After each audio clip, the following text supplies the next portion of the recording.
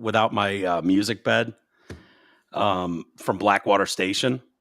Heavy Skeleton is a song you're all familiar with. We'll get to that point. We will get that back. Hello, everybody. Welcome to the show, TDC Podcast.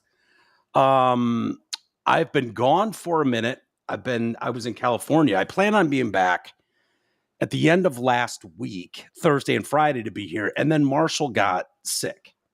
And I wasn't going to travel with a 9-year-old having explosive diarrhea issues. And so I was like, all right, we'll hang for a couple days. And that was a smart move. So I apologize for those that may have been waiting for a show last week. It's not like anything happened last week anyways. So, yeah, it's been a slow news week. It's incredible to me. I'll bring our guests in here in just a second. As you can see on the screen, Raj Sharma, who I've been talking about for years. Garrett, the Woke Bay, is here as well. What's up, my friend? It's unbelievable how this works. In my career in radio, it happened every time we went on vacation. Some big event would happen. You could just count on it. Like, oh, we're not here. We're playing best of.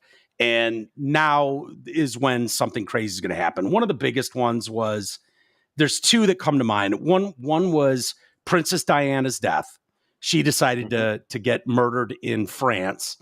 And it was like the day after we started vacation. And it's like, well, we're scattered around the country now. So no reporting on that world event that lots of people seem to care about. Then the other one is personal. This one bums me out to this day. It was when the Borat movie was coming out and Sacha Baron Cohen was doing less than 10 shows nationwide. And Detroit was one of them. And he was doing all the interviews as Borat, full character, head to toe Borat. And they were very clear. If you try to ask Sacha Baron Cohen a question, he won't respond. He is Borat. And what is that? Method acting, Raj? Is that what they? Yeah. So he was full method. And we went on vacation and could not sync the dates up to have him come in. And it just kills me because I don't know about you guys, but the biggest Borat fan. I absolutely loved Sacha Baron Cohen in those roles. It's so funny.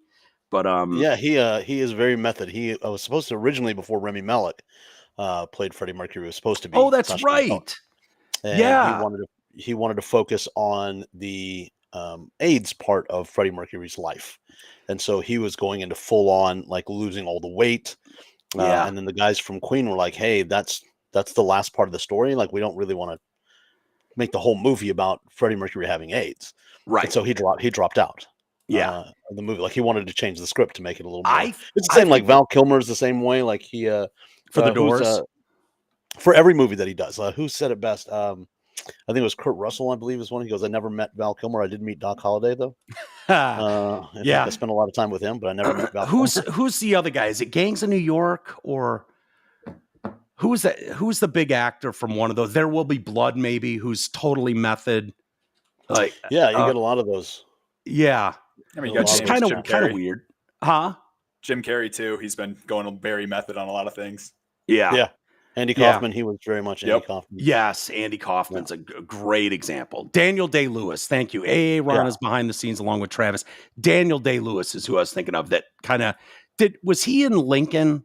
Did he play Lincoln? Yep. Yeah. I think that was where people were he actually shot himself in the head. It was amazing how real it was. Yeah. He went full. Even the gay romance scene, which I thought was a little weird. Nicolas Cage for the movie Birdie removed his 2 front teeth. Oh. Did he really? Yeah. For real, he did? Yeah. That's I could crazy. see it. Would you do that a new movie out now? What's that? No. I can't imagine doing that either, but no. I mean, if Nicolas Cage apparently has a new movie where they modified his face so much they can't even show it in the trailers because it's too scary. Seriously? Yeah. For Long Legs, that's what the movie's called. Long Legs? Haven't heard of it. Yep. No, their entire advertisement campaign has been showing one of the other actresses' heart monitor as she sees Nicolas Cage for the first time. Wow. That's all they'll do. And they have a black box over his face. They won't show you until you see the movie or something. So it's supposed to be scary. Okay. But if he's willing to remove some teeth for a role, I think he'd do some other things. Yeah. There was Dustin Hoffman for the movie Minutemen. There's a scene where he's out of breath and his voice is almost completely gone. So what he had done, and Laurence Olivier's in the movie as well. And what he'd done is he went to a parking garage that was a couple of miles away from the set, and he screamed for hours on end to lose his voice. And then he ran from the parking garage to the set. And as he was running up is when they called for action. And the scene goes really well. And, Laurence Olivier is being told what's going on, what he was doing, and how he got to this point where he's, out of no voice and he's sweating and the director goes cut, and Laurence Olivier looks at Dustin Hoffman and goes, "Next time, try fucking acting." Really? Oh, that's hilarious. That's it's really good. Yeah. No one said actors aren't weird. They're a special breed. Yeah, I mean, I enjoy our level of weirdness. I mean, like it's a cool thing now, right? Like to be an actor, like if you make it to that level, you're the cool guy now. So like back when you were in high school and you were in theater, you got bullied and you got made fun of and whatever. And now it's so Raj is real, yes. So Raj is real, yeah. Don't you have a theater? You have a theater background, weren't you? A theater major or something in college? Yes. Yeah. Bachelor of Fine Arts, acting. Yeah. So, is that paying off for you? Is it worth the investment in college to have that degree?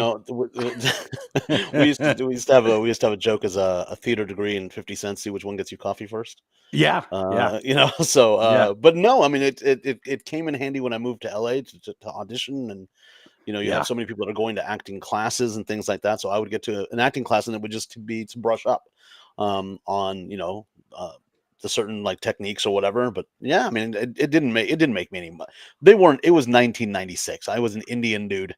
Yeah. And they're like, they weren't casting us in anything. Like we were always 7-Eleven or we wouldn't even get that. Like they were giving that to here's the what's his name? From Short Circuit. We couldn't, Parker Stevens, right? Is that the actor? Yeah. He's right. Not Indian. Like they couldn't even give that to an Indian guy.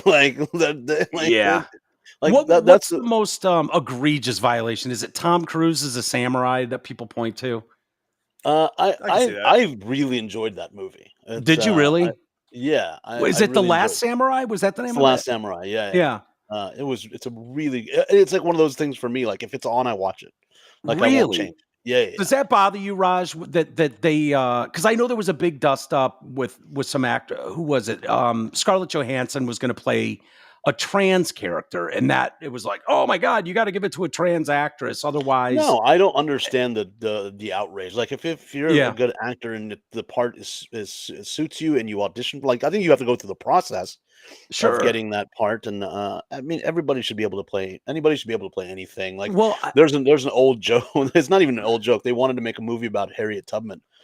And this is how out of touch the studios were. They literally went to the writer and were like, "This is great. We want to make this movie, but we really, really want Julia Roberts for the role." And they're like, "Cool, yeah." But it's about Harriet Tubman. They're like, "Yeah, that's true, but we're really pushing for her." And I'm like, "Okay, I don't know. Did you read it? Not going to work. Who she is?" There's a similar thing in video games right now that's making a huge upset. So, really? Assassin's Creed's a big game franchise that's been going on forever, and their newest one's going to be in Japan. So they're going through Japan history, and they're trying to pull a black guy out of Japan's history because they want to have a black guy as a main character, whatever. They came across Yasuke, which is this legendary black samurai. He's the only one ever, whatever. It's this crazy historical story. Well, it turns out today, the guy who figured out the whole Yasuke thing, or like did the whole story about it and came up with the whole myth, he made it all up. This guy was just like a black guy who happened to be in Japan for like 3 months, and he just held a sword for a lord. And everyone's got him hyped up as this big samurai. All of Japan right now is boycotting the game, and they're pissed off for the misrepresentation of their culture and history because they made their main character a historical figure, black guy that never existed. Well, going back to the Scarlett Johansson one, they canceled that movie, and did they really? Yeah, she got so much pushback by the trans community at the time about this should go, and it's kind of like, my thought at the time was like, oh, do we need a murderer to play a murderer in a movie? I mean, how absurd do we get? You know what I mean? That'd be a really good movie. It probably would, but it's like, and for me, it was like, look, Scarlett Johansson is going to bring a certain element to theaters to see your cause. Like your cause, you claim there's no representation. Like, how do you get bigger than Scarlett Johansson playing a lead as a trans character in this movie? Instead, by bitching and whining like, oh, there's awesome trans actors that could play this role. Now you fuck the whole thing up. Now the whole thing got scrapped, and your message doesn't get promoted. Like, but how many trans actors are there that can do that role? I don't know the answer to that. I don't either. I was also going to say, Scarlett Johansson as a representation for like a passing trans person is probably one of the best you can get. Yeah. I don't know why trans people would be mad. It's like, yeah, we can look like Scarlett Johansson. You should like us more. Yeah. That's kind of a good point, because there's definitely something there where you're like, yeah, she'd be passable. If you said, oh, this was a guy at one point, Scarlett Johansson could kind of fit that bill. You can put some makeup on it and get the jawline going. Yeah, for sure. Okay. Give me like an hour in Photoshop. I mean, don't get me wrong. She's gorgeous as a woman. I don't mean to be, but yeah, she's got some features that you could, if with proper makeup. I just think it's silly that these people, would sabotage their own, positive thing. In Hollywood. Like you didn't again, going back to Rami Malek, like when he played Freddie Mercury, like you didn't hear Indian people going, oh, you could have given that to an, because most people don't realize Freddie Mercury was Indian. Yeah. I think they tell you that in the movie. I think they do address. Yeah. Well, I mean, you can see his parents. His parents are very, very Indian in the movie. Were you proud at that casting? Because dude, 20 years ago they would not have cast Rami Malek in that role. They would have given it to some, and he killed it. Honestly, it was amazing. He was amazing. He did do who's the guy in the Beatles movie? Is he an Indian guy? Yes. Fuck, is he good? Yesterday, holy shit, he absolutely killed. I thought he was phenomenal. Yeah, that's his story. He wrote that and he directed it and all that stuff. Oh, did he really? Yeah. What a cool, and to get the Beatles on board with it, to get Apple. Apple Records behind that and use the actual catalog, and incredible. It's one of my favorite movies, honestly. Yeah, it's wonderful. And then I think there's the one with about Bruce Springsteen. I think is very similar. It's another Indian guy who uses Springsteen's music as his kind of his background. Really? Is that new? Born in the USA. Yeah, that's what I think is it's really, really good. It's very similar. Like, I mean, take out the make believe, like this guy became the Beatles in the Yesterday. It's not, this is very like, he's a kid in the city, and he, or small town or whatever it is. And he listens to Springsteen, and that's kind of his soundtrack as he goes through his life. So that's kind of there's no that weird element, like this guy's writing all the Beatles songs, and like that guy legitimately, that was like, I believe he wrote that movie, and then they produced it, and so that's but no, I mean, we don't they gave like Gandhi, Ben Kingsley. Okay. Oh, first of all, Ben Kingsley, Blinded by the Light. Oh, Blinded by the Light. Okay, that's what it is. What is that? The Springsteen one you're saying? Yep. Yeah. Okay. Yeah. But Ben Kingsley is Indian. So when they get, like, there was a little bit in the 80s when people were like, I can't believe they gave it to the British guy. I'm like, well, he's actually Indian. That's a stage name. Stage name is Ben Kingsley. But he is a legit Indian dude. So like when it comes to that, like, give that to an Indian guy. But I'm like, I don't care about it. Like if the person is talented and they can do the role, fuck it. Who cares? Like, I don't care what the. And if it is, I mean, if Scarlett Johansson was going head to head with a trans actor and they got the part, then okay, cool. Yeah. Like I don't give a shit. But you're exactly right. Like, would I want more visibility for my cause? And I mean, you're not going to get more visibility than an A-lister the level of a Scarlett Johansson. You know what I mean? Like, you're exactly not going to get bigger than that. So and then for them to scrap the movie altogether, like that's to me is worse. Right. Is now there's no visibility of that movie. So, and the other thing is, because when people were pushing, they were naming trans actors, and I guarantee you none of you have heard of them. It's right. You might as name any generic name, and it's like, what about her? She could have played, and she's actually this lived experience, and it's like, but then you don't have posters with Scarlett Johansson on them. You don't have the interview circuit with Scarlett Johansson on it. Like, this isn't rocket science. These people, unless you're making, unless you're making it like one of those like festival movies where you take it to the festival circuit first and let that actor get their flowers and get their kudos and get their name out there, and then it becomes a bigger studio film. Sure, if that's the case, then I understand why there was a little bit of pushback, whatever. But if you're going to make this a feature film in the theaters with a big budget, you have to have those names. Otherwise, you're not recouping that money. And at the end of the day, we all joke in LA, we all joke about television and film, like TV is just selling soap to the Midwest. Like that's all. That's all. The whole function of TV is advertising. It doesn't give. Nobody gives a shit what the shows are. Right. Like the executives. That's why they keep rebranding shows. Yeah. They don't care. Movies. Like they don't care. Like after Friends, everything became Big Bang Theory. 6 friends, all quirky, live in the same place, same formula. They're like, cool. It's the Family Guy effect. Yeah, that's exactly right. They're going, cool, man. This will sell potato chips. Yeah. Okay, cool. Well, that's so movies are selling popcorn. And the reality is, if you've got there's a lot of movies that are made that are just they're write-offs, and so you're counting on 1 or 2 a year that kind of recoups the budget so that you can keep making stuff going forward. I think that's kind of how that goes. That there's a tremendous loss on a ton of movies you've never heard of. Yeah, they're all made by DC. And they're all made by DC. So, I wonder when that ends, by the way. The Marvel. Soon? No, Marvel's killing the game. It has to. No. Marvel's killing the game. Yeah. I feel like Marvel's getting old, but they're going to keep putting out stuff anyways. They're run by Disney now. DC's Batman, right? Yeah. I kind of liked the new Batman. Okay. The Snyder Cut was all right. But it took a 3-hour-long cut of the movie. I was going to say the 4-hour-long cut. Yeah, 4 hours. It was better. Black and white. I never would have thought. I watched that. I thought it was great. Okay, so you're the one that watched it. We were. I did when it came up. When it hit Max. When it hit HBO, I was like, all right, I'll check it out. I have the flu, but I've got nothing to do with already seen Lord of the Rings. But Robert Pattinson as Batman, I didn't think I'd like, but I actually kind of did.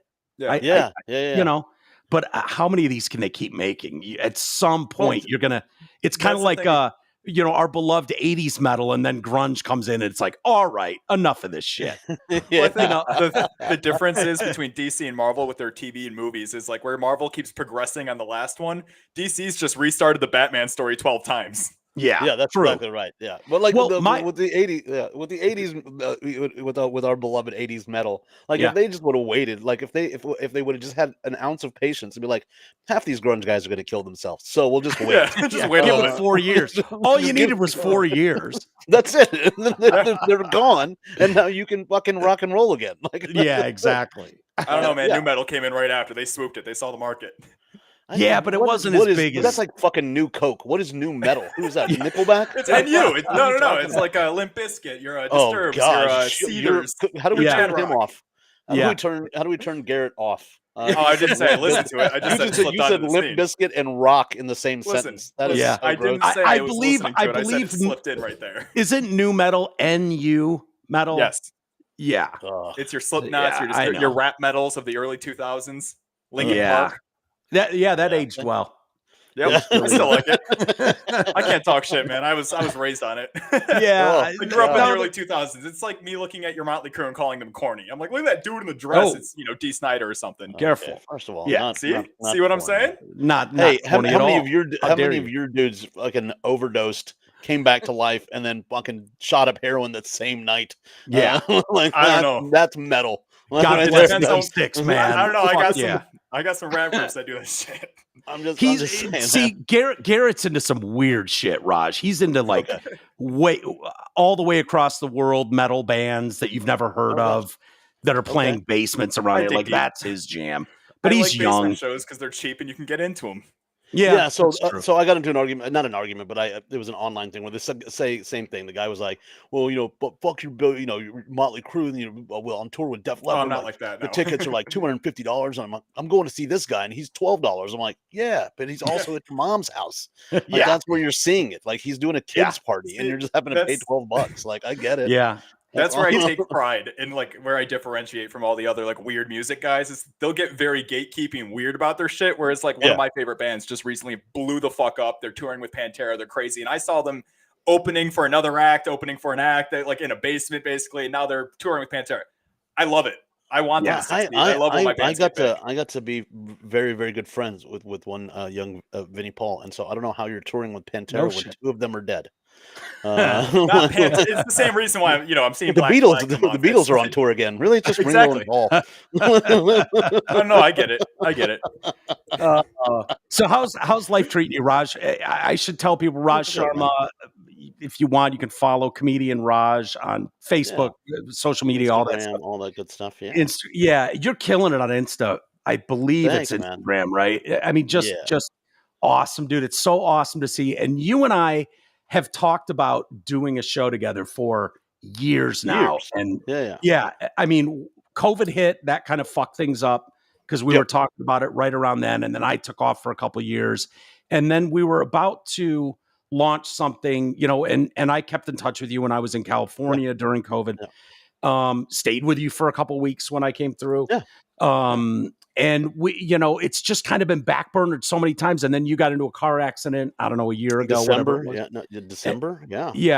And so I was planning to bring you to Michigan at that point, and you couldn't travel for a few weeks or months, whatever it was. And it was just like, okay. And in that time period, it was like, oh shit, I'm going to sell this house and get out of here. And by the way, the renovation, like I saw the pictures on Zillow. I was like, I just wanted to know exactly how much money you had, and we all were. Don't worry, everybody did lighten up.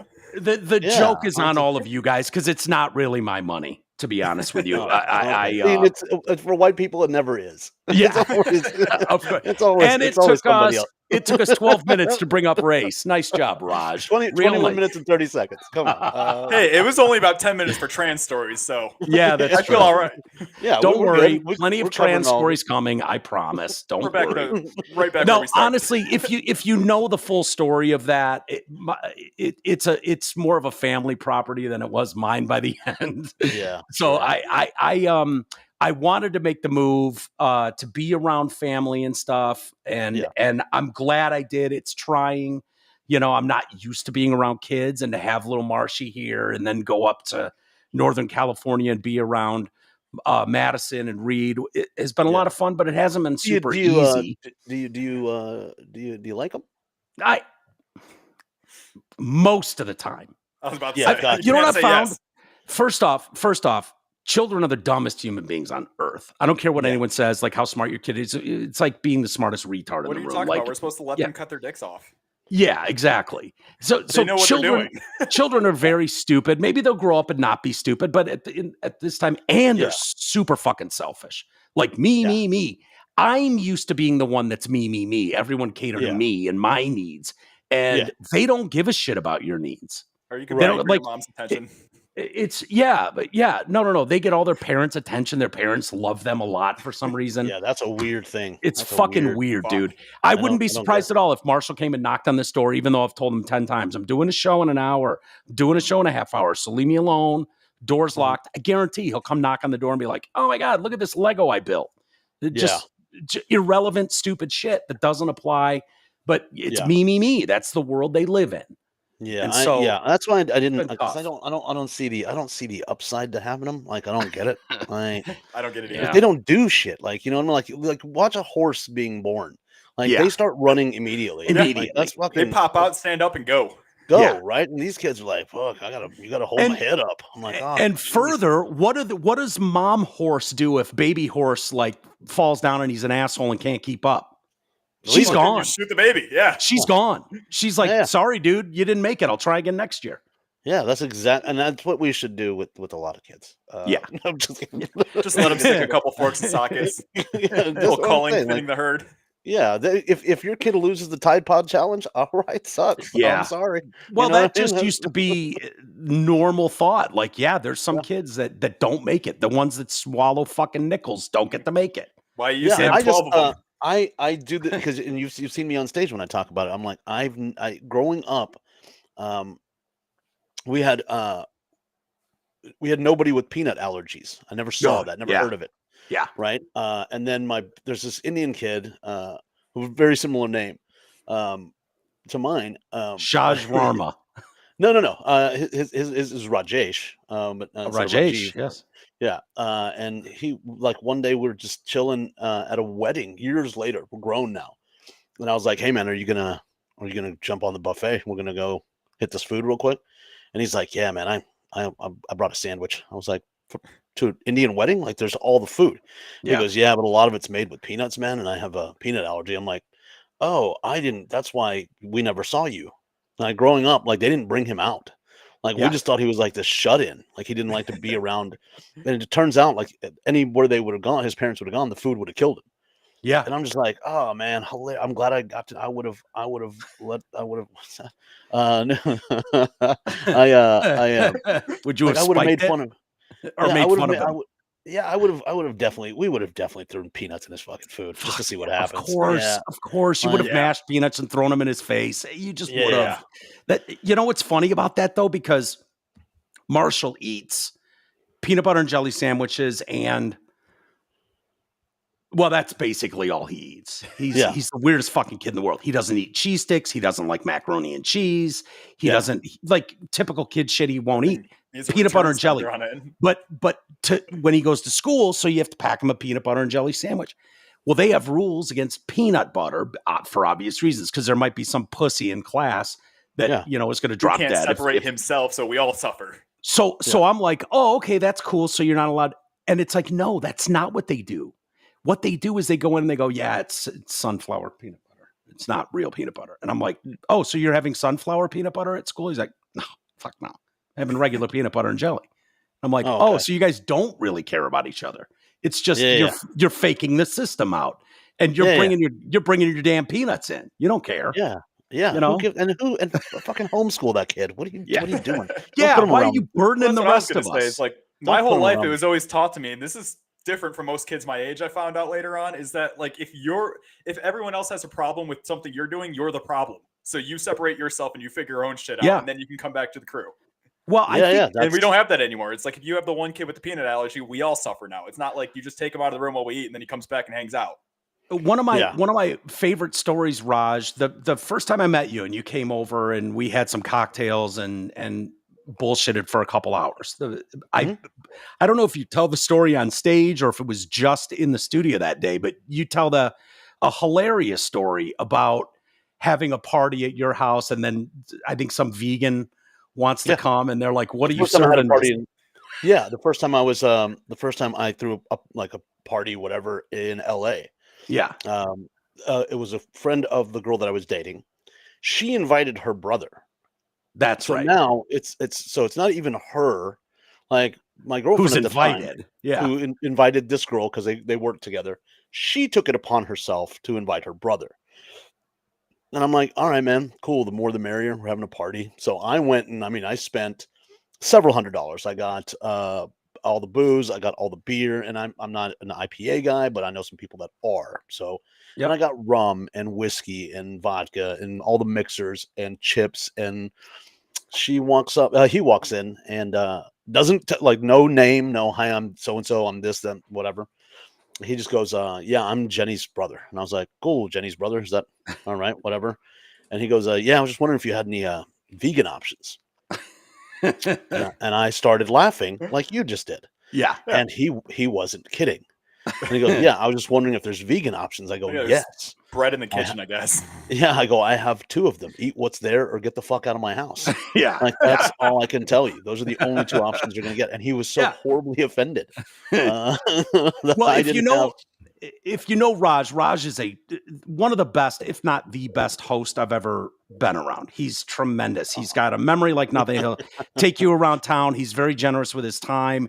You're very generous with your food at your house. You cook for people. That's just the way you are. You're a great person. I think that's a lot of your Texas upbringing. You know, very Indian. Like, I have to make sure you eat and drink, and because we were. It was what I jokingly call it is we were Yelp reviews before Yelp reviews. So like we were all, my mother's main concern was if somebody spent the night or stayed a couple of days or whatever, when they left, what were they going to tell other people? So it was always over the top. So it's like, if you want, hey, can I have eggs? I'll make you eggs 3 different ways. Whatever to make sure that whatever it is you need is there. If you want whiskey, I'll have 4 different whiskeys. If you want this, I'll have this, whatever you need. And it's because when you leave, I want you to go, hey man, I just spent, a couple weeks abroad. It's fucking great. Dude, I've been telling people what an amazing time it is to hang out with you, because I stayed 2 weeks. I was planning to stay 3 days and then go north to San Francisco. I ended up staying 2 weeks and sleeping on an air mattress at your apartment in where were you? Sherman Oaks. Yeah.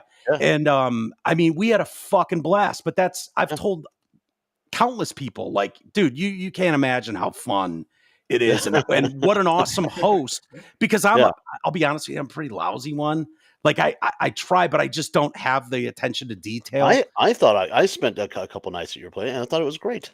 Well, I go out of my way sometimes, but yours, it just comes so natural. I think that's from the block party barbecue style of Texas. It is, yes. You know what I mean? Like we're a community together. This neighborhood, we're all Yeah, I think that's we legitimately do have like the block parties and the barbecue. We legitimately do all of it. It's not like just shit you see on TV.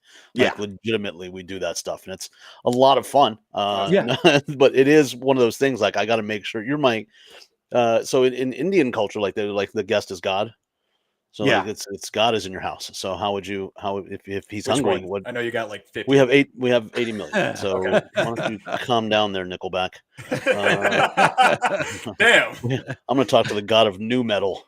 Hey, new metal Nick Myers, right? He's Gunesh. That's who I'm going to talk to, and we'll make sure. But no, I mean, it is like, if it is very much like, and I think I told you this before. Like, if you go to India, like, you being from America, a white guy in that, you could literally knock on somebody's door. It didn't matter who it was. You could knock on their door, and they would invite you in and feed you. I still want to do that. You and I had talked about that at one point. About that at one time about maybe shooting over and doing a show from there or something for a week. That'd be you would love it. I still, and I'm working on this new stuff that this week on stage with this lady it was about a couple weeks ago. She's like, it's always been my dream to go to India. It's been my dream. I'm like, really? Dream? Really? 1.4 billion people? That's your dream, is to be around that many people? They all drive. Yeah. They all have a car. You want to be around the roads in Calcutta. I'm out. That's what I'm saying. And then, I don't know if you know this, they don't use the turn signal. They honk. That's how they change lanes, is they honk. It's like New York City. Yeah, so you want 1.4 billion people honking? That's your dream? Is that your eat, pray, love? Is that your moment? I would take you to all the spots. Like, so and I know you'd be a great host. What was it? There's a show on Netflix that you're on where Destination Unknown. Destination Unknown. Yeah, and there's a whole episode or multiple episodes on you and another comic going to India. It's fucking phenomenal. If people haven't seen it, it's so cool seeing you guys on stage. It looks like you're performing for billionaires, probably. I don't know what it is. But so what we did was, it's called. It was because it's comic, so it's jest, like in jest. So Destination Jest. Yeah, Destination Unknown. Okay. Yeah, and so what they did was they flew us out. They put us in two different opposing climates. So the first episode I'm in the desert, and we are there for 7 to 10 days in that city, and then we do all the local stuff. Like, we try the local cuisine, we go to the local spots, we go to the local bars, we do what they're known for. So like in Rajasthan, we did camel racing, which that's cool. It's not. They're not. They're no, they're just they're the asshole of the animal kingdom. They are just are they mean? They can be, yes. Mine kept trying to turn around and bite me. Nice guy. Yeah, and then but we got there, and we're in the desert, and it was 115 degrees when we got there. It was at 11 a.m. They had to stop production at, I want to say it was like 2 p.m. or 3. Because it was 120 something, and I didn't know this, but flesh starts cooking at 127 degrees. Oh, that's cool. Yeah, like, so human flesh, all flesh starts cooking. It was how much? 123. It was like 120-ish, like right in the 120 mark, and they're like, we need to pack up because if we do any more filming, things are going to start melting, including you guys, cameras, and you. Yeah, and then my camel stopped after 3 steps. My camel stopped after 3 steps. Like, he took 3 steps when we were camel racing. He just sat down, and I asked the handler, I was like, "What's going on?" He goes, "It's too hot." And I'm like, when it's too hot for camels. Yeah. And I'm like, why are we? But then we went to the next week we were in the Himalayas. So we went to two like completely different places. I went to Pangong Lake, which is the highest natural saltwater lake in the world. Oh, wow. And where we stood because there's three of us. We faced a different direction because if you look over here, there's Nepal, there's China, and then there's India. So I believe I was performing for China. So we just kind of stood in the direction of China, like told our jokes. But we would write a whole thing. Not for a Chinese, for an audience. No, just on the lake. Country. Okay, yeah, just to the actual country. Like it was kind of fun to do that. Like there was no audience; it was just the three of us, and we just had this camera that just went around like while we told our. Don't tell me you looked at China and did the squinty eye thing. No, it's really, really weird because they use like Indian people will talk about somebody like with like that has the Chinese eyes, right? But they'll use the racial slur. What do you mean? So they'll use the slur for Chinese people, like chink. So you mean you talking? There's a chink in the armor. Yes. Yeah. They'll say they have very such and such eyes. Oh yeah. Oh man, you can't, dude. My sister married a Chinese guy, Jin Su. Very good. He's a great dude. He's awesome. I love Jin, but I had no idea there's like different levels of Chinese eyes. Yes, they're hoping their kid gets. There's ones apparently that very much look Chinese, but they still have a sort of slit in the eye, whatever, and that's the more attractive eye style in Chinese. And then there's ones where there's no slit, and those are very unattractive to them. I had no idea there was like a in Indian culture, it's the lighter skinned you are, the more attractive you are. Oh, so you're very ugly. Yes, I'm not. My mom used to make fun of me. There was like a song that she would sing, making fun of me, and she just would call me a little black guy. Really? Yeah. My mom was very, very, very. My mom had hazel eyes. Really? Yeah, she's beautiful. Yeah, I've seen her pictures. Yeah, I used to joke with her. I'm like, I'm a British soldier. Fuck somebody in your family, because they were all very light skinned. My uncle had blue eyes. My mom had really. Yeah, my grandmother had blue eyes. When my mom was a kid, she had blonde hair, and I'm like, what? That is, yeah. Like that's, wow. That is. That's I don't think I've ever seen an Indian guy with blonde hair. No, I mean they're rare. They look very gingery. Yeah, but it is real. But no, my mother. I mean, like she was like we were at the mall one time, and she was returning a thing, and it was on this thing was like filling out her information. She put white female. Really? Like that's how, yeah. So she was passable as white female. Yeah, and so in India, like that skin tone is like if you listen to our music, it's all like, oh, your beautiful white skin and your beautiful blue eyes and this and that. I'm like, who the fuck are y'all talking about? That's what I'm saying. Like out of 1.4 billion people, there's like 11,000 that fit that description. Yeah, right. And like 1,000 of them are Bollywood actors. Yeah.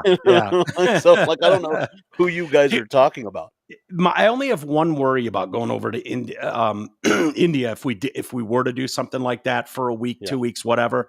There was an Indian restaurant, authentic, and it was authentic as shit. It really was, that popped up in Farmington Hills, and I mean, it had like the plastic top tables, like nothing fancy in the tables, anything like that, and just tablecloths. And my ex and I went there, and it's packed with Indian people. I didn't know that many were in Southeast Michigan, but they were. And it was like, okay, well, everywhere. I grew up in Novi, man. Yeah. There's more than you think. I'm just saying, I know there is, but seeing them all in one area was like, okay, this food must be great because these motherfuckers are coming here. Or like, how many hotels were nearby? Was there a Hampton Inn that we owned? Yeah, there probably was, but it was clear that it was like if you go to a Mexican restaurant around here and you see a bunch of Mexican dudes in there, it's like, okay, they're not fucking around at shitty Mexican places, and that's how. But so the waiter is Indian. He comes over, and I'm like, look, man. Because I'll eat chicken anything, and I'm not afraid of other cultures' food. But I'm like, yeah, dude, I just can't do really spicy. So And he's like, totally understand, no problem. And thank you. Come again. I just do that for you, Raj. I swear to God. But it's so good. It's so bad. It's good. It's it's clearly a white guy doing Indian. Not even that. Like, I want to meet the Indian guy that he is in his head, right? that he's doing this. So everybody has the person in their head when you do an impression of somebody else. Yeah. You know who you're like. Is it like a professor or like a teacher in high school? No, it's Apu. It's Apu. Okay. That's Hank Azaria. Yeah, it's Hank Azaria. It's a white guy. So I'm like, listen, man, I just I can't have really spicy. So whatever the lowest temperature is great. He's like, no problem. Totally understand. And he comes back and I took one bite. It was the hottest fucking shit I've ever eaten on planet Earth. Yeah. And I was just like, bro, did you even try it? Are you fucking with the one white guy in the restaurant right now? No, it's probably the mildest. That's my fear. We go to this place for chicken biryani, which is just chicken and rice, right? And where in Dallas area? Yeah. And so when Nikki goes in to pick it up, like when she orders it, she goes, husband, the husband and wife, because the Indian people don't understand girlfriends because they didn't have, it's all arranged marriages. So explaining that somebody has a girlfriend is very whatever, but she'll go husband, Indian, wife, daughter, very white. And that's on the order every single time. And my food is very, very spicy and their food is white. Yeah. So it is not at all. Like I just had lentils and rice before I hopped on, and I eat that with the serrano pepper, like raw. Oh,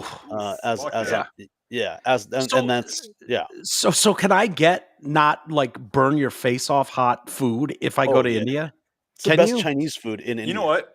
Really? Chinese food is awesome in India? It's incredible. Like I like the spices. I like curry and like I don't mind that. I just can't have it explode my head. Well, which is what that did. That isn't too bad. Like I had recently went to an Indian restaurant, had a shrimp tikka masala, and it wasn't too spicy. I will say I just don't like Indian food. You guys put yogurt and everything, which is weird. We don't put that. Everything at this restaurant had fucking yogurt in it. Then I couldn't find a single item. Restaurant, dude. Because apparently it was highly recommended. Everybody else in there was Indian, so I got like a good vibe. Stop trying to eat Indian food at Yogurt Land. Stop doing that. What was it? Where'd you go, Garrett? What was it? I'm looking it up right now. Yogurt or us? I got just never like Indian food. Every fucking item on the menu had a yogurt to it. No, we don't like in the mix, or is this a side? No, I mean, it'll always come with yogurt. It'll always come with a side of yogurt. So, like, if it is too hot for you, you eat yogurt. That kills the spice.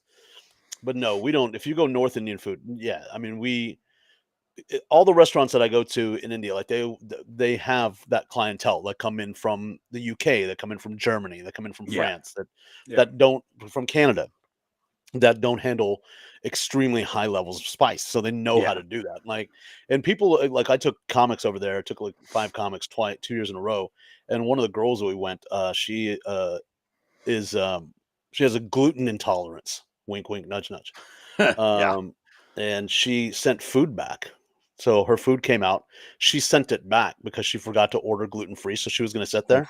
The chef came out. The chef, and people don't realize they was legitimately like they've gone to culinary school. It's even if it's like a small restaurant, there's a chef back there. Yeah. And he came out, and this is his exact words. He goes, "What the fuck's wrong with my food that you sent to me?" He had it in his hand. Really? She's like, "Oh, yeah." She's like, "Oh, I forgot to mention gluten free." He goes, "No, I heard you. I made this gluten free." He's like, I don't know what you think about India. He just berated her, and it was fantastic. It was so much fun to watch. Seems a bit much. I'll be honest with you. Seems a bit much to come in that hot for no reason. Well, I mean, she was making a whole big scene about them not catering to people with gluten. That's all different. I was going to say. And I'm like, hey, buddy, this is India. Like, this is the air is gluten. It's pollution and gluten. That's what we're. Well, it sounds like you guys want people to feel special, and you want people to leave your culture feeling like these people cared about me and took that care. It's the same story with your barbecue, or when people come to your house. But the flip side is as well, like, we know in the shops you're going to get ripped off in India. Like, they're going to see the white guy and they're going to see dollars. So to take away from that hurt, we feed you and give you drinks. But then during the day when you go shopping without us and you get fucked, it's like, hey, I know that sucks. You shouldn't have paid $3 for something that cost a nickel. That's kind of bullshit though, because everybody that goes on vacation here to any tourist town is going to get fucked wherever they are. Yeah, you're going to get ripped off. That's just the game.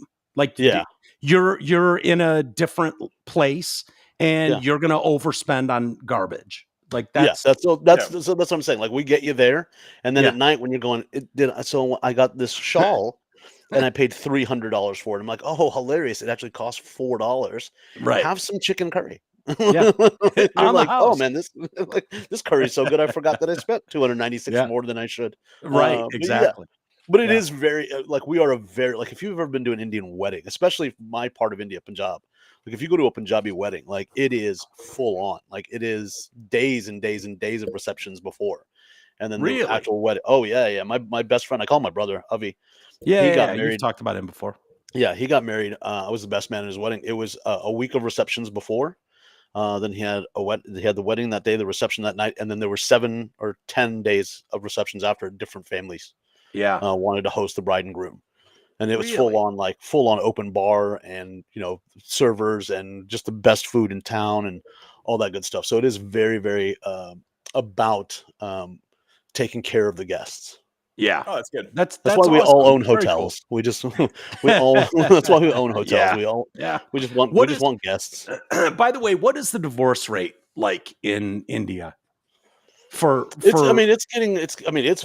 think it's hit. Is it getting high? Yet. I don't think it's hit double digits though. I think it's about 8%, maybe something like that. Yeah. But I mean, it is getting now because you have more, dating apps. Like people are meeting on. Yeah, they're not. The whole arranged marriage thing is mind-boggling to me. I don't get it, and I don't understand it. It seems to work for some people. For the most part, it makes it easier. I mean, it does make it easy. If it's just it's the same thing as a dating site. Like I've seen it with my cousin. Like they just handed him a stack of pictures of girls, and like their information was on the back, and it was like, this is her age, this is her height, this is where she went to, high school, this is what she did in college, this is where she works, this is this. Are you interested? And he's like, no, not my type.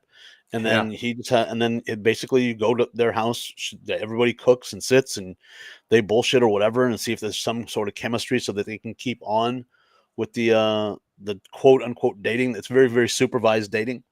And then they go, cool, yeah, I could see myself doing this person.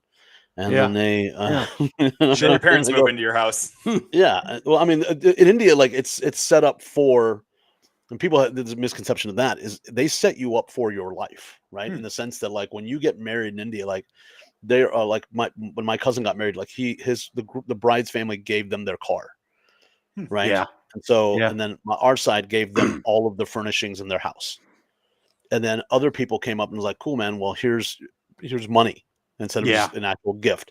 So they got everything all the furniture and everything in the house covered. Yeah. The car covered, and then probably about $100,000 in the bank. I was gonna say I'll take that over a big wedding any day.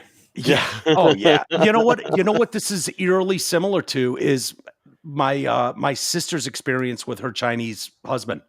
Yes. Where it's like, here's a house kind of thing. Yeah. Like the parents have worked.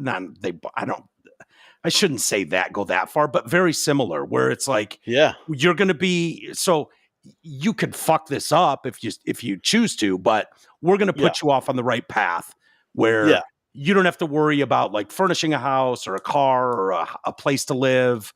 Yeah, that's so. What Indian culture does is it basically is like, hey, let me help eliminate the things that you would fight about daily. So where are we going to where are we going to get this from, and what are how are we going to get to work? We only have the one car. Okay, well now we have 2 cars. Okay, well how are we going to pay the rent? Well, the rent's paid for we have all that money from the wedding. Okay, so none of those things you can fight about.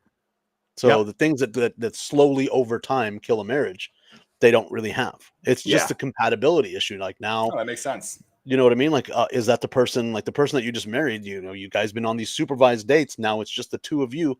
Can you live with that guy? Yeah. And so the divorce used to have a huge stigma. Sure. That came to it. And everywhere it did. Yeah, and now it doesn't. Like people get divorced all the like once you started seeing like Bollywood actors start getting divorced and that come out, like it's like, okay, cool. If he did it, I can do it. Yeah. Like if he couldn't make it work and he's a super successful Bollywood actor and blah blah blah. Yeah. I'm just Joe Schmo call center guy. So I you know what I mean? Yeah. So I mean now people are starting to do that. And there's like sites for like, divorced couples to meet and get remarried and all that good stuff. Like I had a couple that was at the one show, and I just looked at him. The kid was way too old. Like the kid looked like it was the guy who was on the date with the mom. I'm like, that could be your brother. Like, how is this? Yeah. How is this? Like, or he's aging poorly. And he's like, no. This is from her previous marriage. We just met on this site, and so this is our date, and we just brought him with us. And I was like, oh, gotcha. That would have never happened 20 years ago if I went into it. So is this new stuff on stage? This is because your special, I believe it's called Greg. Yeah, is out on it. You can go on YouTube and watch that. Yeah, right? it's free. Yeah, it's free. Just go and check it out. It's so good. It's so good. I had so much. It wasn't even supposed to be a special. It was just kind of like one of those. My buddy, and he was a very Indian kid, showed up with a new camera, and he was just stoked. Yeah, he was just so stoked to have this camera. I was in the green room, so he'd already set the camera up. When they called my name to go on, I didn't know it was being filmed. Really? No. So you're just fucking with someone in the front row named Greg. That's probably. I was gonna say that's probably the best way you can get comedy out. It's just natural. And it was a white dude named Greg who was there with a Indian girl, and they met on I think it was Tinder or something like that. I don't know. Bumble. They met on Bumble, and I was like, because it was a table like of 7, 8 Indian people and then 2 white people, and I was like, well, what is happening? This has got to be like a work. This got to be a work dinner. Yeah, like it's like a team building exercise. Like I don't know what's happening, but and he was there to meet her family. Oh So that was kind of that was super interesting because they broke up very shortly after that. I was gonna say. Oh, they did? Yeah. She came to the next show. I was like, where's Greg? She's like, after your show, he broke up with me. No way. Oh shit. Yeah. Well, it's gotta be special when you get people that play ball in the crowd. Yeah, for sure. Crowd work can go one of 2 ways. And obviously some people are much better at it than others. I think you're very good at it. And but getting stuff back that you can use, it's got to be like the greatest feeling in the world. Like, it's interesting what people will tell you. Like, I don't even like. I'll go. So I talk about me getting arrested. I had a ticket that turned into a warrant because I'd given it to one of those $45 like lawyers. Like, we'll dismiss your ticket. Yeah, and that lawyer had a nervous breakdown, and he ended up getting disbarred and the whole 9 yards. But all these cases that he had all went to warrant. So I'll be on stage when like my anniversary is coming up and people will cheer, and I'm like, for getting arrested. I was like, has anybody in here ever been arrested before? Everybody. And I'll go, what did you get arrested for? And they'll tell me the truth. I was at the Laugh Factory in Hollywood, which I've taken you there many a time, and our buddy Jake Chris Newberg. We performed there a lot. So he goes, I go, what'd you get? And he goes, 10 years. I was like, good God, man, for what? And he goes, cocaine trafficking. And I literally looked back at him. I go, you can lie to me, right? Like, right. You don't have to tell. But cocaine trafficking is one of those kind of like cool crimes that you're like, I was trafficking drugs back in the day. I was smuggling through the border. But it's kind of got movie shit to it. Yeah, I know, but there's also still like the 10 years you did. So I'm like, I know a lot of really like there was a lot of prison gay stuff that happened. So there's the cool element, like you were like in the Lamborghini going across the border. And Miami Vice shit, but you got your white blazer and your pastel shirt. Hell yeah, man. But then, that's why he's relying on the cocaine is like American Me. Part. Yeah, the next thing I see everything else wasn't cool. They're just getting banged in the shower, and I'm like, I don't. But again, I'll ask people all the time, like, where did you guys meet? It's like, I was fucking her, and she was my brother's girl, and blah blah. I was like, why are you guys telling me this? Like, we can lie to each other. It's okay. Yeah. Well, but people legitimately want to tell the truth. Yeah, which is great. It's good for you. I mean, it makes it so much easier. It's so funny to watch, like, good comics versus up and comers or something. Like how soon they'll be like on to the next table because they're giving me jack shit. I'm not going to waste another moment of breath or whatever on these people here. And people know Yeah, and people know when they come to my show, they know, like, okay, he's gonna fucking talk to everybody. Like that's what he does. He's gonna give you material, but in between the material and all that stuff, like I love it when people come and they go, dude, you didn't even do one joke. I'm like, come back to the second show. Yeah, you'll see exactly what I did. Well, I just talk to different people. It's a cool way that comics have adapted because forever you didn't have to worry about cell phones in clubs where people would like. So if you're doing material that is a home run in Oklahoma and St. Louis and Cincinnati, and all of a sudden one asshole films it, puts it up on the web, and now your material's burned. And so a lot of you comics are doing that where it's like, oh, well, the crowd work's going to be different every night. So every show, show that if that gets posted on social media, great. Whatever. Yeah, it's just promotion. Matt Rife's made a career out of it. I mean, honestly, he really has. I mean, I've known Matt since he was a kid. Really? Yeah, he started really young. Yeah, he was 17, I think, when he moved to LA. 16 when he moved to LA. And I used to take him to dinner because he was so broke. We used to go to this place called Volcano, which is on Sunset. And I'm like, we'd eat, we'd catch up and talk about, the business and bullshit and whatever. And then I'm like, hey man, order something to go so you have food for tomorrow. Yeah. So I would do that all the time. So but yeah, he's done really, really well for himself. I'm super proud of that kid. Like it deserves all the success he's getting. But I had one guy who was in the audience filming my son, and I saw him and I go, hey man, are you filming me? And he goes, yeah. I go, okay, man, well, at least make it a good YouTube video. And he goes, will do. And he didn't put the phone down. Like he just kept recording until the club staff had to come over and tell him to stop. Otherwise, he would have just recorded the whole show. Was he sideways or portrait? Because I was going to say, if he was going portrait on that, I would have fucked with him hard. No, it was just straight. It was just up and down right there. And he just was your fucking Snap story?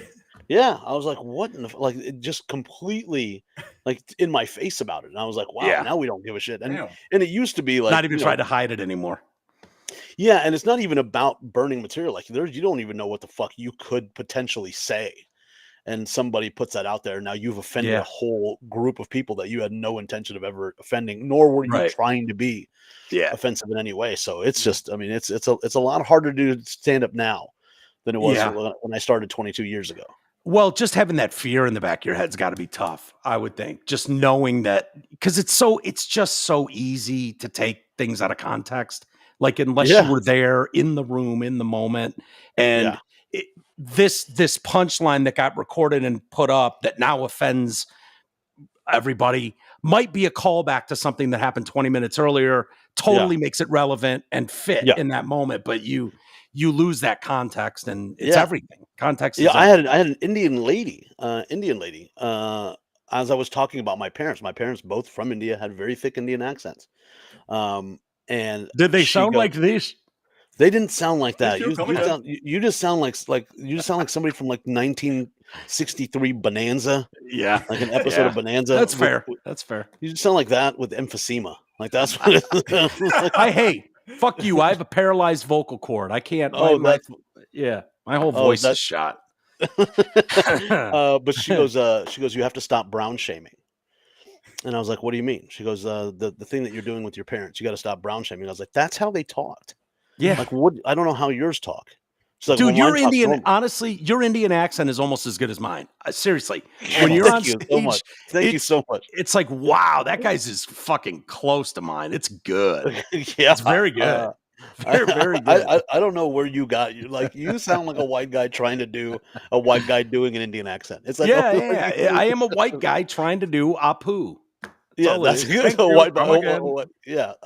That's good. We've talked about this. That's a good one. See, there you go. But the one where you do this and you start talking, I don't know where that deep weird thing starts happening in your voice. It's a work in progress. For years. For 20 years. But she legitimately and she's like, you quit brown shaming, and I was like, and so she kept saying it, and I go, if you say it one more time, I'm throwing you out, because this is legitimately how they talk. She goes, my parents talk normal. I go, how long have you been here? I go, how long are you second or third generation? She's like, I'm second generation. I go, okay, I'm first generation. My parents came from India. Yeah. She's like, well, my grandparents did. I go, okay, well, that's how it works. Yeah. That's how. And I go, but so your parents sound like me. okay, that makes sense. But my parents didn't. They sounded like your grandparents. Yeah. And she just kept on, and she was a little. And it was the funniest thing is I inebriated. upgraded. Yeah, but I saw her and her party. It was like a group of 6 of them. I upgraded their seats to VIP seats because I saw it was predominantly it was a diverse audience, but there were very few Indian people there. So when I saw this group, I was like, oh yeah, let me just hook my people up. Yeah, and I upgraded her seats, and then I ended up throwing her out.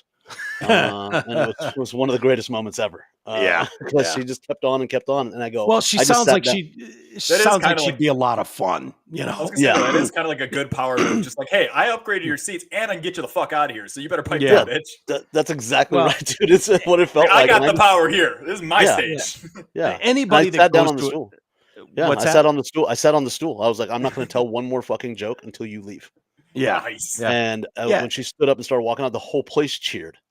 Yeah, and I was like, of okay, course. We can go back to the material now. That's always what happens when you have to get to the point of tossing someone. The whole crowd usually cheers because they know, there's a limited amount of time with a performer, and they're doing their thing.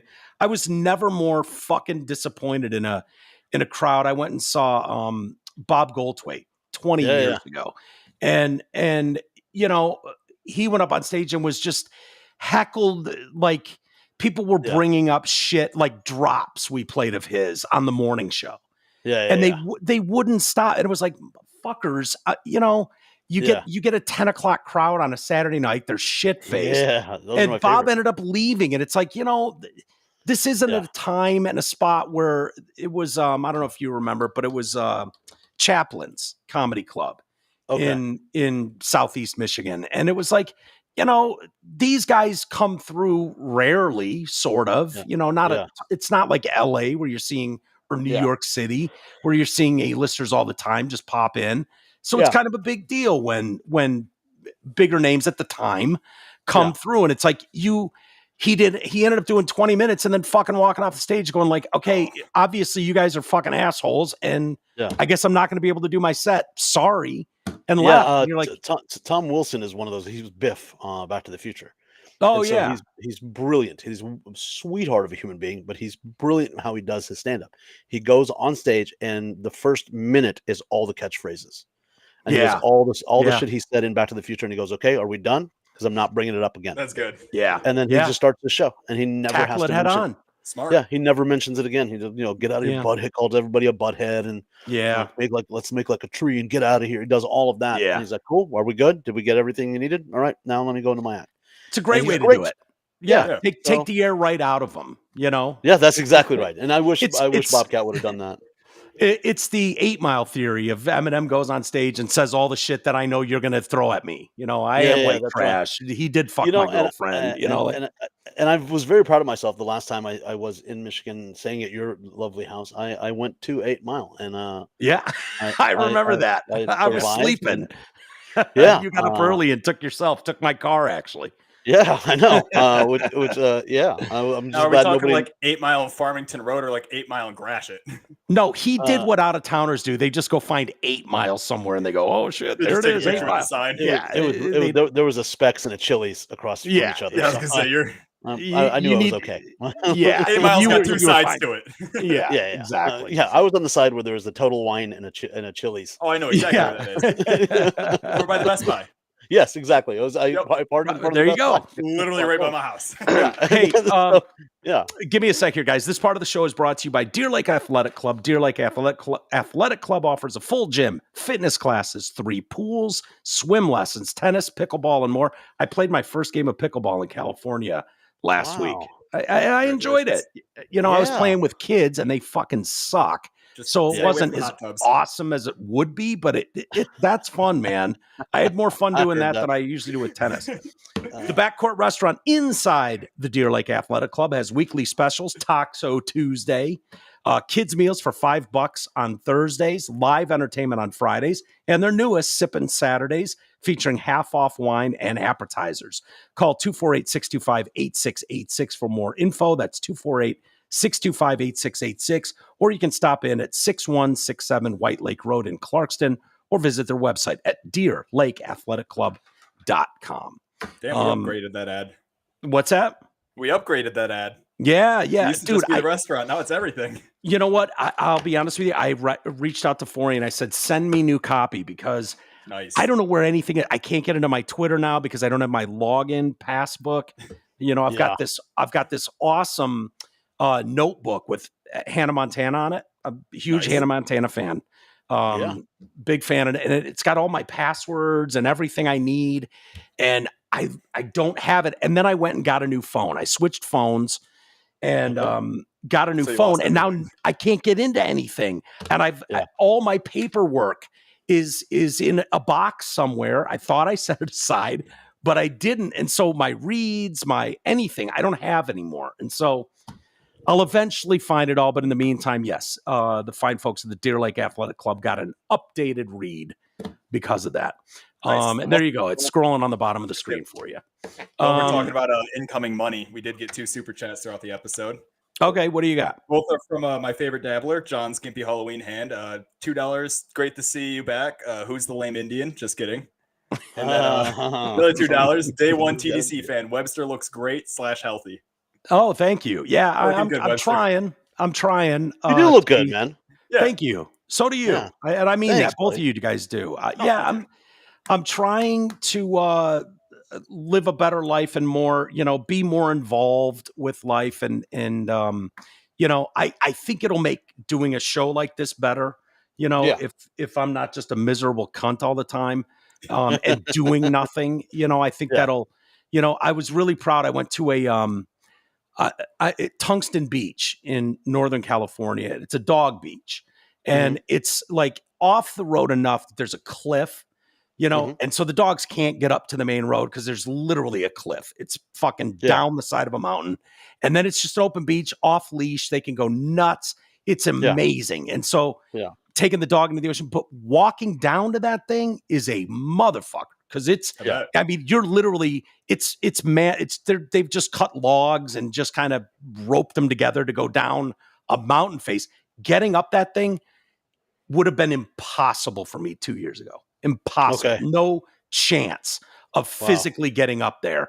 And I was able to do it. It wasn't easy, but it's like, okay, so some of these things are working where I'm, feeling better, able to move better, walk without quite as much pain. So I had a really bad, so when I got with the car accident in December, I ended up with 2 bulging discs in my neck and 2 herniated discs in my lower back. And I just went to a new chiropractor, like the same thing, like just going to the gym, just doing anything was impossible. Yeah. And then I just went to this chiropractor on Friday last week, and he at one point just turned me on my side, and he goes, "That was it." And I was like, I go, "Yeah," and that was the best I felt. So I know what that sensation is like. Yeah, is when you have that level of pain or whatever it is that just keeps you that gets you to a point where you don't want to do anything active because you're just going to hurt. So, well, there's that. And then I was, I had Newberg on right before I left for California, and I did that on purpose because he's, just our relationship. I know he's one of those pump everybody up guys. You are not. You're going to laugh at me for whatever deficiencies I have. I'm going to talk about pickleball in a minute. Yeah, that's fine. Fair game. Yeah. But I like it's been tough mentally. It's been tough physically, and it is a spiral. That spiral absolutely exists, and I know there's plenty of people listening right now that are experiencing it, and they're not alone. They've already reached out to me. And they, I know how hard that is, and it's easy to just go, "Oh, man up, pussy." But that's not the reality of how that stuff works. And if you're physically like, I can't walk down a flight of stairs, like if you're in that place, that leads to further depression. And then it's like, oh, fuck it. I'm just not getting up off the couch. And that's where it gets really dangerous. Cause I've had enough physical ailments, with stuff that it's like, okay, if you don't right the ship, sir, this is going to be something where you're not, tough road.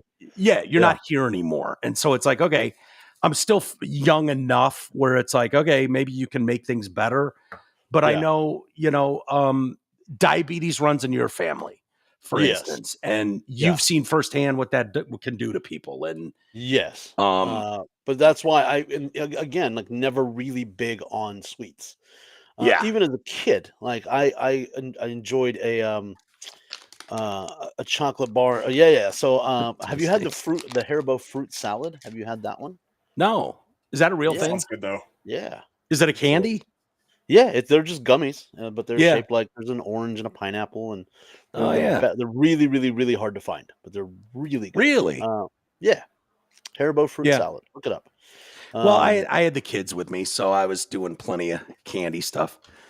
Yeah, that's the thing. I didn't know that the children these days ate candy. I thought it was all like apple slices and Yeah. like For the most part, that's how my sister's kids are. Oh, gotcha. Okay. They're the ones doing the apple slices and yeah. So Neil's kids, there's a part in the sink. It's a bowl that attaches to the side, and that's just filled with strawberries and blueberries, and they just walk by and grab a handful and keep going. Yeah. And I went to McDonald's for breakfast because they were still asleep. And when I came back and it was in my hand, they're like, "How gross are you?" And I was like, What do you mean?"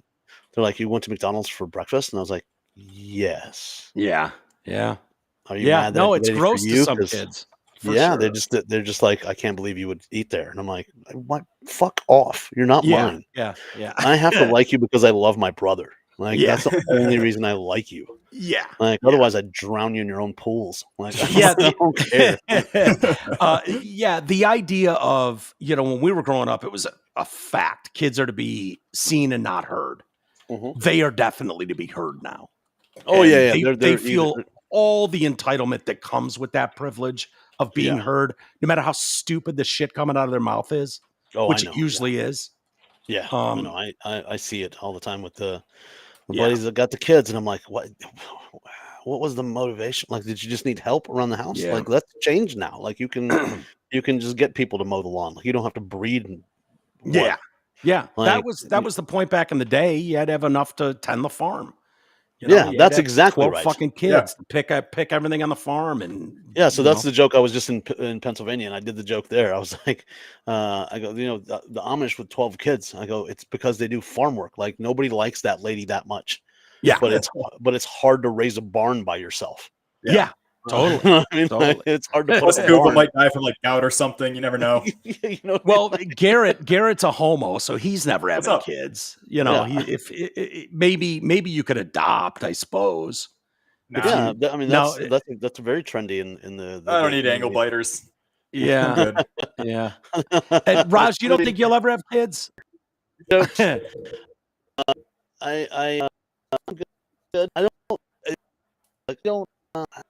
I just don't. I wish there was one. I get it. I wish they're cute and they're fun, and they're very sweet, and then they grow out of that. And then they're annoying, and then they grow out of, and they become combative. Yeah, and they grow out of that, and so you have to wait like 19 years for somebody to love you again. And I'm like, I'm good. I'm just I'm okay with not having them. I think some people get lucky. I think Travis's daughters are good girls that like their parents. I do know some other kids that really enjoy their parents being around them. I was going to say, one of those really rare cases of a gay guy who gets along with both parents fine. Hold on, but we should let Raj know your mom is smoking hot. So there is that, yeah, Raj, you would love his mom if you saw her. She can still hate me and be hot. Yeah, that's true. That's true. That would make her hotter. Yeah. Then you wouldn't have to deal with me. Yeah.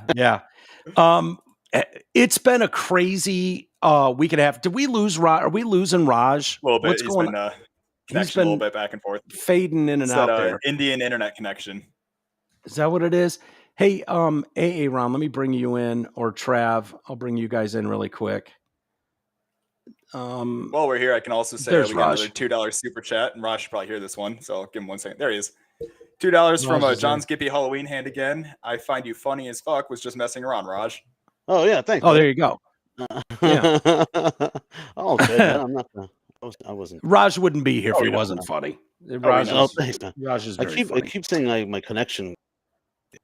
Yeah, dude, it was doing great the whole show, and then all of a sudden it shit out the last just couple minutes. So I was going to ask these guys if that's on my end. Is that? No, I think it's just him. We're all still here. Trav is saying just shit internet. That's okay. That's on his end. Okay. All right, good. As long as it's not my end, I can't do anything about his end. But I did want to, before we wrap things up, I did want to talk a little bit about what's been going on. I hope you can at least hear me, Raj. It has been a crazy 10 days, the last 10 days with Joe Biden dropping out of the presidential race, giving it the President Trump being shot in the ear. Let me see if I can bring Raj back in. Oh, Jesus. Of course. Right when I want to there he is. There's Raj. Let me put you back up. I think that's how we had it before, right? Yep. Yeah. There's really bad storms happening right now, so if my internet does cut out, I apologize. Is that what you're getting? So what I was saying is it's been crazy. We had President Trump shot at. Mm-hmm. What's that? Yeah, we did. Yeah. And Joe Biden dropped out of the race. Yeah. The presidential race. Any surprise for you with that, Raj? No, he ran on the whole thing that he ran on when he was first running, Joe. He said, I won't run for a second term. I know. And then when you get to that place, there's a certain level of ego that gets involved, and it can get your better judgment, and it can get you to where you're going, no, I can still do this, and it's visible that he cannot. Yeah, it's one of those things. Like it's not even. Just cut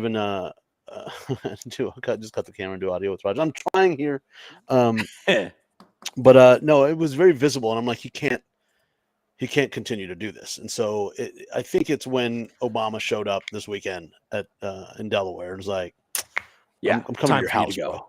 It's if I'm leaving California to come to your house, we're going to talk some shit. And I think he is, and Claire and I were talking about this. I think he is sicker than they are leading on for him to have dropped out, because even if he wasn't that sick, he, I think, would have stayed in. But I think there is a greater illness to him. So, and I wish him the best. I think there's a few things going on here. COVID is one thing. I don't think that knocks anyone out of the race at this point. I think the polling that they were doing was saying you cannot win this. Yeah. Now, do you believe the polling? Personally, I don't really, but usually the polling doesn't go in favor of someone like Trump. So if the polling in Michigan that came out that had Trump up by 7, I think was the death nail, because the reality is that's probably underpolled, and that's probably closer to 8, 9, or 10. And when you get into the Midwest and those battleground states, to be losing like that, it was like, oh fuck, you got to go, dude. You got to go. Which some people would take issue and go, I heard, I can't remember who I was listening to earlier today. They were like, yeah, that's like running a marathon and then getting tired the last mile and having someone sub in for you. It's not how that shit works. You don't just get to bail because you're losing. I mean, but that's, I don't think it's a losing thing. I think he is more ill than they led on to be. It's very much your. I don't know what you're talking about. As soon as he got COVID, the first report out was COVID's not that bad. Don't worry about it. Yeah. Well, it's like, what? Here's the thing that pisses me off about it, Raj, because I think you're right. It's been obvious for 4 fucking years that the guy was not right. That there, and it's gotten very bad the last year and a half. The last year and a half has been like, oh shit. The first year and a half, I was like, okay. I mean, if he stays at this, we're okay. In the last year or so, it's been very, very noticeable where you're like, okay, this is not a stutter anymore. This is not, I understand that you have a stutter, and that does happen. I had my buddy Billy growing up, horrible stutter, affects him till this day. So I get it, but this is something more than that. And then I believe there was a younger senator who went to go visit him, and he came out and was like, he didn't recognize me, and we've been friends for years. Yeah. And so that's what I think is that I think COVID legitimately happened. They were like, okay, you're of this age and you're of this. And I think when they're like, hey, man, you need to rest longer than most people because at your age, it can kill you. Then something there was like, I think you would have to address this. What were they calling it? The sunset? Something sundowners. Sundowning. Yeah. Sundowners. Yeah. Yeah. My dad had dementia, so at sundown it does happen when it starts to get late in the evening. Yeah. They start to forget more. So, and then all the debates are at night, and all the press conferences are at night. And so, and then again, like he stopped doing press conferences. He stopped doing like taking questions from the media. Oh, yeah. And I was like, and that was a year and a half in, and I was like, okay, there's something happening. So I'm glad he's out. I wish him well. I hope he, as healthy as he can be. Is what I wouldn't wish any ill will on anybody. So. I don't know what people. I'm not wishing like her harm or anything. I want to say, but I do like the policies he's kind of come up with throughout his entire tenure, and because I feel like him bowing out of the presidential race is him kind of putting the retirement on his political career. I just think overall with his whole political career, he's 80. I get that, but I mean, like, well, like with everything, his policies with the segregation and everything like that back in the day, I feel like he's done a lot worse than he has good recently at all. So I don't want harm on him, but I'm not going to say I wish the guy well. I kind of hope that his last days were just people yelling at him. That's as far as I want it to go. Oh, gotcha. Yeah, but that's not going to be it. I think he rides off into the sunset. They're going to paint him as a hero and all that shit. He's a shitty human being is the reality. He always has been. I don't wish any ill will towards Joe Biden, but Joe Biden's been a hack for fucking since the 70s and the 80s and the 90s. So this idea of changing history to make Joe Biden as the good guy, I think he's historically a shitbag, and that's not to say. So is Trump. Trump, yeah, Trump is that dude too. Where it's like, that Trump has got plenty of issues. It's not a knock at either one of them, but I know it goes. The thing that bothers me about this is this was so easy to see for years, and it's gotten worse. And the amount of people that called you crazy or a conspiracy theorist for pointing it out, like, this guy can't put a fucking sentence together anymore. It was like, oh, these are cheap fake videos, and it's just the alt-right and mega MAGA. And it's like, okay, you're trying to claim, and his team was 3 days ago acting like, absolutely not. This guy's killing it. He's awesome. He's strong as he's ever been. He's the strongest guy in the room at every meeting. And you're like, not possible, man. Not possible. Yeah, but I mean, it is, cheering for the squad, right? So you have to. 100%. No, he's great. Yeah, he's just fine. And you're like, no, Donald. It's the same thing with Trump. Like, no, he's as healthy. Like his doctor who got fired from the White House for passing out OxyContins like they were fucking Tic Tacs. Yeah, I like that guy. He's like, no, he's who are you talking about? The senator? No. Trump's doctor, who was the White House doctor, and then got fired because he was literally taking OxyContins and passing them out. Okay, was he Obama's doctor too? That guy? I think it was the last year that. Oh, he was okay, different guy.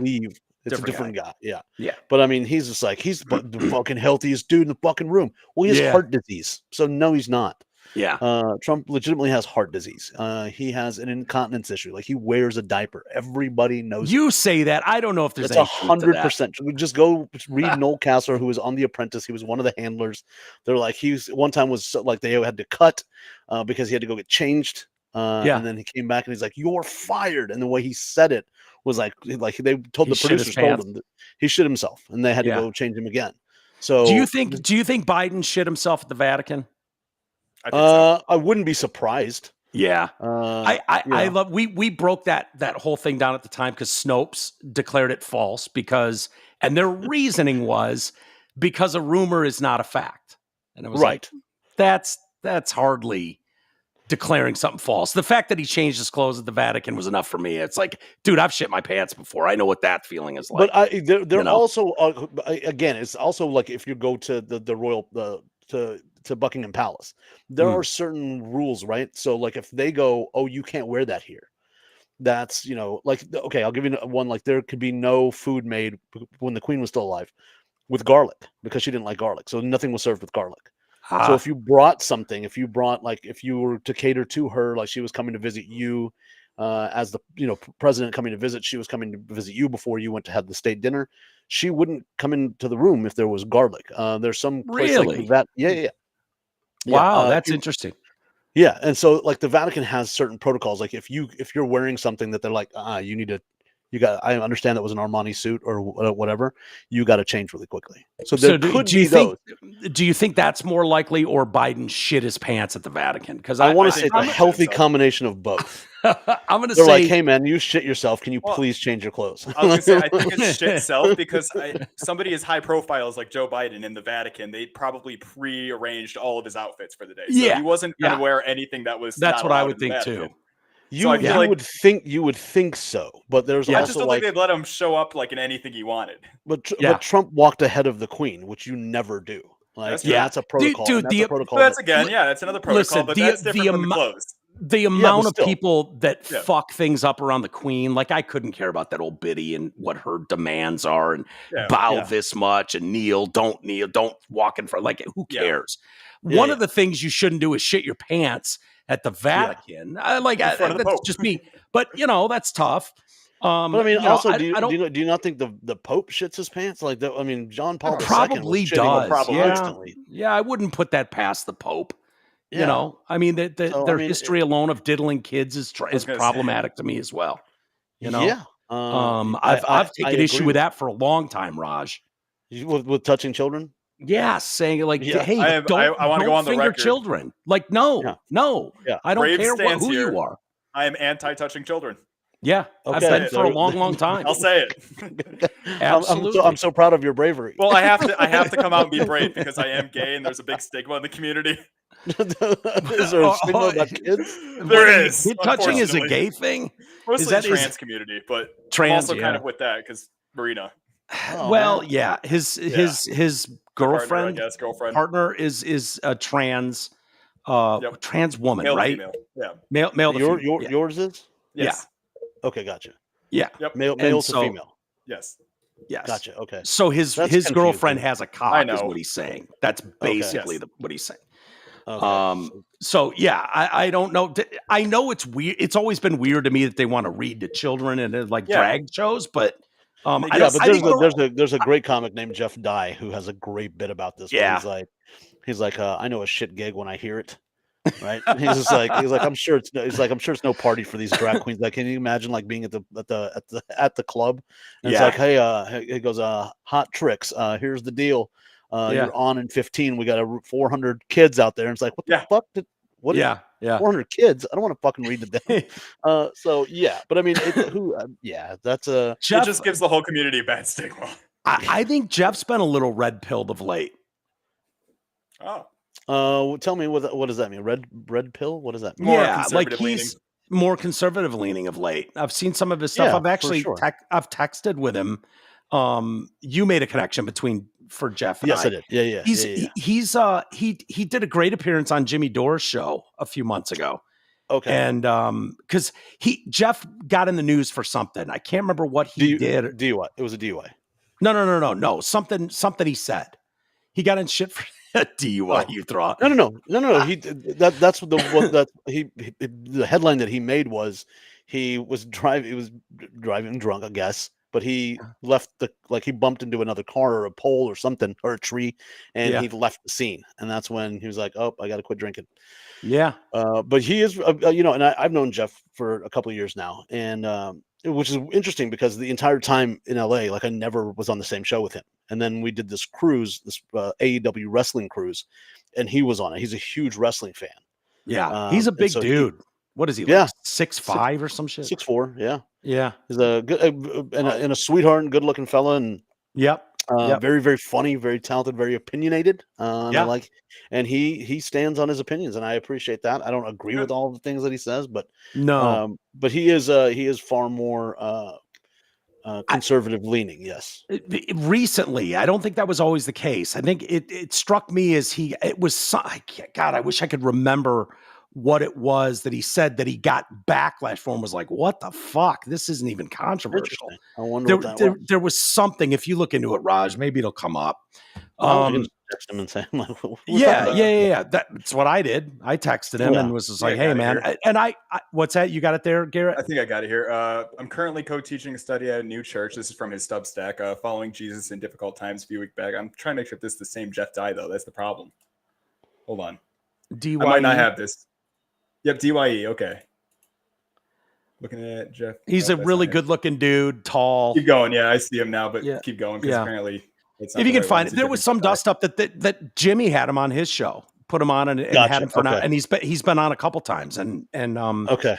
Yeah. So, anyways, I know he does. Is it Gutfeld? Is that the show on Fox? Gutfeld. Yeah. Gutfeld. I don't know what it is. Oh, is he doing Gutfeld's show? Yeah. Gutfeld's the number one late night comic right now. Late night show in America. Okay. Yeah. Oh, okay. Yep. Wow. Gutfeld used to do Red Eye. Do you remember Red Eye? No. He would have a bunch of New York comics on late night, 2 a.m. 20 years ago on Fox. He would. And yeah. A lot of the New York comics would come on and they'd panel it, kind of like Colin Quinn's show back in the day. Oh yeah. Sort of, whatever the hell that name that one was. Tough Crowd. Yeah. Sort of like that, and Gutfeld now is the same type of thing. He'll usually have a comic or two on there, and then well, it was him and I think the last time I saw, I don't watch the show, but I saw the clip on Instagram. And it was him and Roseanne were on the show. Yeah, so makes sense. Like, peace, and he's high fiving her, and I'm like, okay, well, that's a little more right leaning than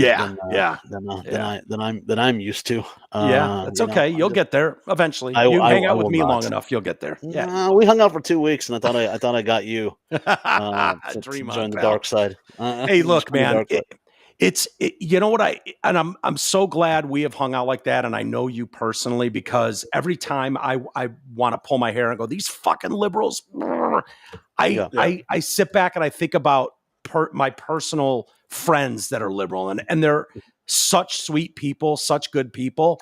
Well, thank you. I'll let the rest seriously that I have to reel it in. And there's guys, there's girls that I know, there's comics, there's non-comics. Like most of your family, half my family, yeah, absolutely. Most of my family, and I know they're just ill-informed, retarded people, but that's okay. Yeah, okay. We just like to stay on the right side of history. So you guys, I know what you're talking about, man. The Nazi Party was a left-leaning party. Right side of history, but Nazis were the left party. But that you can involve same thing with the Democratic Abraham Party. Lincoln was a Republican, by the way. Lincoln was a Republican. The Democrats. Oh, he's gonna say they switched parties. He's gonna. They did switch parties. They switched parties. He's gonna do that. Did. I know. I'm just fucking around. They did that. So no, I don't think any liberal. People. For what it's worth, I'm a libertarian. I'm like that guy who just hates anything. Oh yeah, there you go. That explains it all. You guys are doing a lot of stuff. I'm all chaos. You guys win so much stuff. I will say, I did want to hold on, Garrett. I do want to touch on the assassination attempt of Trump before we wrap this up. Yeah. I know people that were cheering that on, which I thought was gross. I would never, and I knew people personally that were doing it, and it's disheartening because I honestly say that no matter who the person is that I disagree with, I would never wish that on anybody. At all. I don't think it's good for the country. I have stories in here today. One of them by Stephen Mintz that I don't have time to go through, but just talking historically about assassinations, going back to Caesar in 44 BC and how that plays out when those things, they almost never go the way the shooter hoped. And the historical ramifications or the fallout afterwards is not for nothing. It's a lot of times wars. It's world wars have started over assassination. Like it was France. I think we as a country came very close to. I don't know what that would have looked like. People say civil war, but I don't know how that even works in today's world. Like, what are you going to do? Go shoot your lefty neighbor? Like, it doesn't work. But no, it wouldn't be like civil war in a sense of you just start shooting your neighbors. But it could be very ugly. It could be very ugly, and I don't think that's where any of us want to be. Honestly, it would have been we came very close to having a situation where I don't know what that would have looked like in this country. I think but it wouldn't have been good. It wouldn't have been a lot good. of division, yeah. I agree.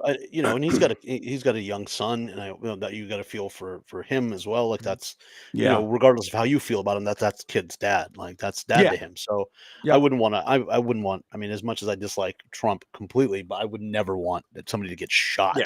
Like that's. I mean, I don't give a fuck what the opinion is. God damn it, don't shoot somebody. But I mean. But I was stunned because the Clintons usually get who they want to get, and they I don't know what happened. So, I just had to. Hillary brought in a B team. She thought it was easy. I do have to say there's a difference between proper comedy, memeing, and just being like, I wish they would have fucking hit him, like that asshole. Some of the memes have been fucking great. They really have. And you gotta even admit, Raj, that's a pretty badass response Trump had to getting shot in the face and doing the fist up and the blood. They're trying to, from what I understand, they're trying to have let's limit showing that photo because even MSNBC recognizes, holy shit, he looks like a fucking badass. I've heard it akin to our generation's Iwo Jima photo, which I think is too far, but that's what I'm hearing from the conservative side of things. I don't know that that's too far. I've heard it. I don't know that that's too far.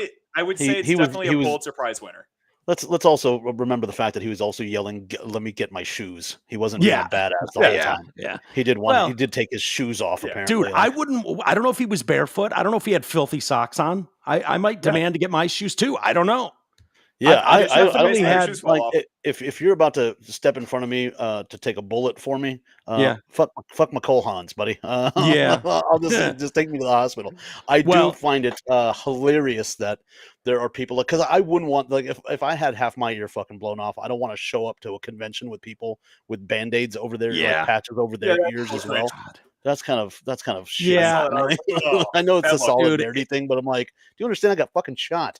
Don't wear that shit. I posted so cringe and then a picture of them and I get it. It's really no different than being a face painter at a football game. You know what I mean? That's kind of what you're doing. You're just, But I think it's stupid. It's but it's just for politics. Yes. For politics, it looks corny. Like those guys can never call anybody a sheep ever. Like they can never refer to anybody as sheep when they did that, and that's hilarious. I will say, and I know this isn't a hot take, it's probably more red meat for people, but the fallout that is coming to the Secret Service right now and pointing to, DEI hires, if you will, the chick that refuses to step down, Kimberly. She was on Cheadle on trial today. She was on trial today and got her fucking ass kicked up and down by liberals, by Democrats and Republicans. It's the first thing I've seen them unite on in years. Yeah, they were all the libertarians, man. We all hate the alphabet communities. The three-letter agencies, I should say.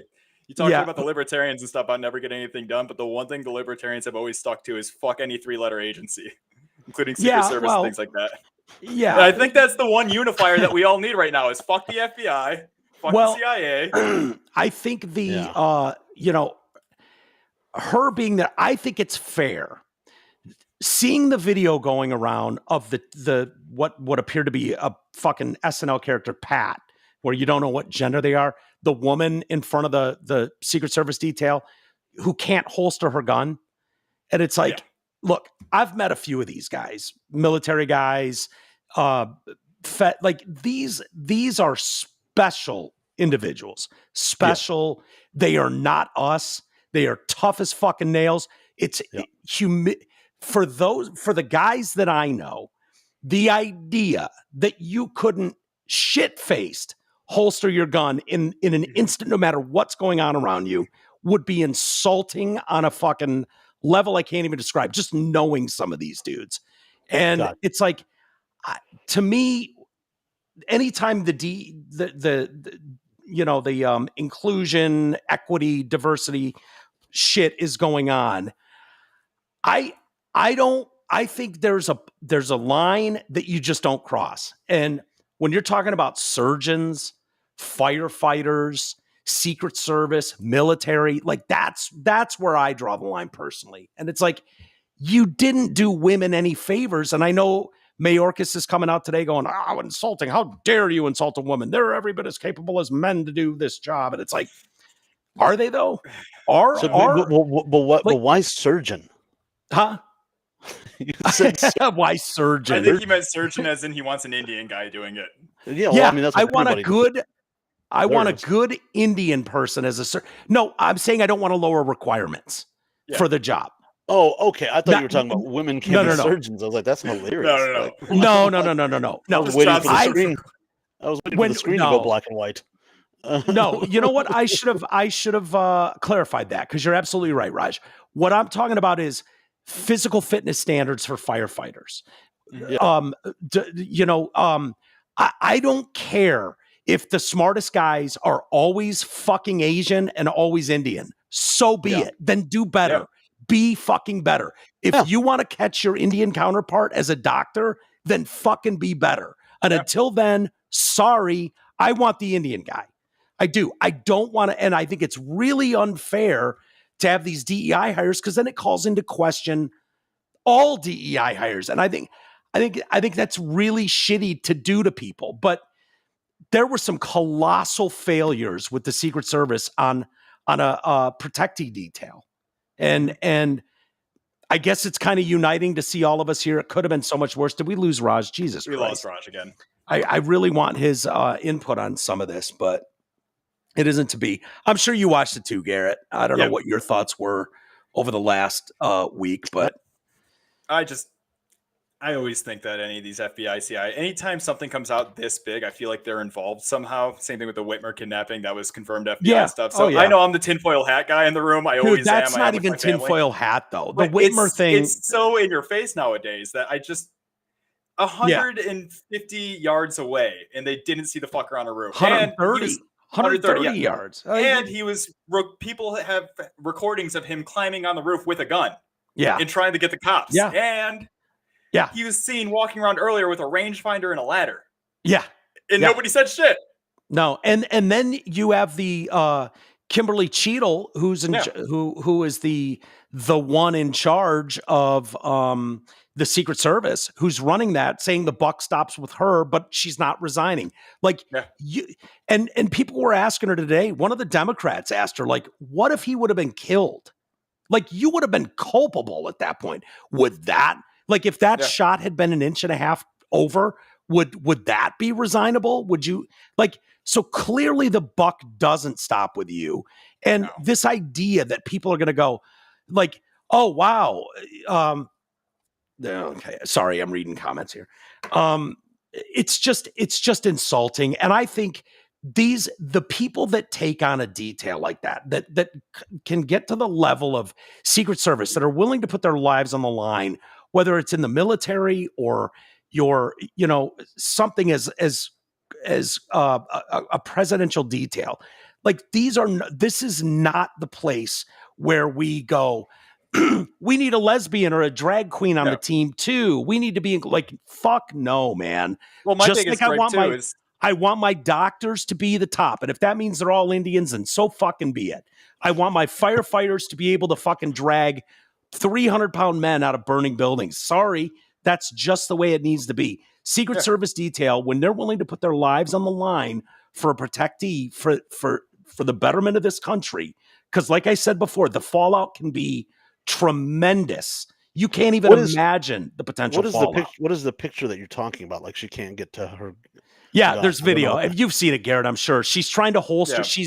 She's in front of the car as they're putting Trump in, and she's trying to put her gun away in its holster, and she can't. Miss, fumble, miss. And then she has to look down and finally gets it in. And professional Secret Service protecting the president. It's just a bad on look. The presidential detail, and it's like, oh my god, this looks also so is a bad look. And this is more on the Cheetah lady or whatever, but I don't know why they had a chick who's like, I'm okay with chicks in Secret Service, whatever, but why is there a 5'5" chick covering a big guy like Trump? Like, she can't get her body over him. He's only 215 pounds. Okay, only 250. He's still like sick. He's taller than me. He's like 6'3", 6'3". So anyone taller than me is too tall. I'm 6'1". I'm at like the cutoff. Look, if you want to have Brienne of Tarth, yeah, right? Oh yeah, she comes out. If I got fucking, if she's on the security detail, I'm like, yeah, no, by all means, absolutely. Brienne of Tarth can be on that detail, and there's definitely I was watching video of some Secret Service agents over the last week talking about the importance of female details for if you're protecting females, because there are women only spaces, restrooms that they need to go into and sweep, and to make everybody comfortable around them, it makes sense to have females in those details. So it's not like, oh, you can't have, but it looks fucking silly to have a 5'5" woman standing there and Trump towers over her by 1.5 foot. Like that's silly. It's comical. It's like, how you're not taking a bullet, or like, no, that's just not the way this works. And to not have any, to think that that's not a fireable offense for the catastrophic failure that was. Oh yeah, I would say the same thing if it was Biden or RFK, who's now getting security detail. I would say the same thing for all of them. It's also just here's the thing. If people in the audience had time to take their phones out and watch this guy climb up the side of the building and onto the roof, that I don't care what happens. That gets you fired. Yes. Yeah. That shit, I don't care about if you're 5'5" or this or that. Fuck all that. If you can't just see that and go, hey man, what is that guy doing? Yeah. And everybody else is like, dude with a gun on the roof. Yeah, and everybody's also like, hey man, he's right, and they're pointing and screaming. Yeah. And nobody's showing up. I'm like, okay. And then inside of the perimeter should have been 600 yards, because that's the weapon that was being used. Is accuracy is up to 600 yards, so that everything in that 600 yards should have been flagged down. I think so. Yeah, I mean that's what it should have been. Like I don't care who it was for. The craziest thing to me too is like after the shots started ringing out, it wasn't very long until the sniper hit him. So they knew, they had a vision, like at least somebody in the area could see where the kid was probably. Yeah, I mean, they're also trained. Like, they know where that sound's coming from, and they're going to start shooting in that direction. So, I mean, but these are elite. These are the best of the best. So, that's the best of the best needs to be there. That's the thing. It doesn't matter what your race is. It doesn't matter what your gender is. No. Exactly. If you're the best at the game, it's the best of the best. That's who I want. Like, I don't care what I don't care what it is. And like, I think it's really important for, if you want the perception to be that you have the best of the best, not that there's possible ineptitude. Like, if you want people to have faith in these organizations and trust in these organizations, I think it's very, very important that they're almost above reproach, which is why typically you see they get blown the fuck out. Like, to me, it's inexcusable. You have the most secure house on planet Earth, the White House, and someone loses their blow in there, and you have no idea. We have no idea. Who could it be? We don't know. And I know it's the easy joke is, oh, it's Hunter's blow. Maybe not. But that's a fucking failure that you don't even have. You didn't interview all the people. You didn't figure anything out. You just come out and go, I don't know. I don't know what happened. We don't know. We lost. This goes back into the 70s. Willie Nelson smoked a joint in the White House. So how did he get the weed past the front door? That's but that's a. And here's the thing: it's a funny, fabled story now. Willie's smoking weed, but that's still on the roof. That's the same shit. Like, he could have just as easily been a joint. Could have been a fucking syringe filled with shit. I'm just saying. So now it all depends on the perspective, right? Everybody's like, oh man, that story about fucking Willie on the roof, man. That's funny. Remember the fucking guy that got into the second floor of the front door was unlocked.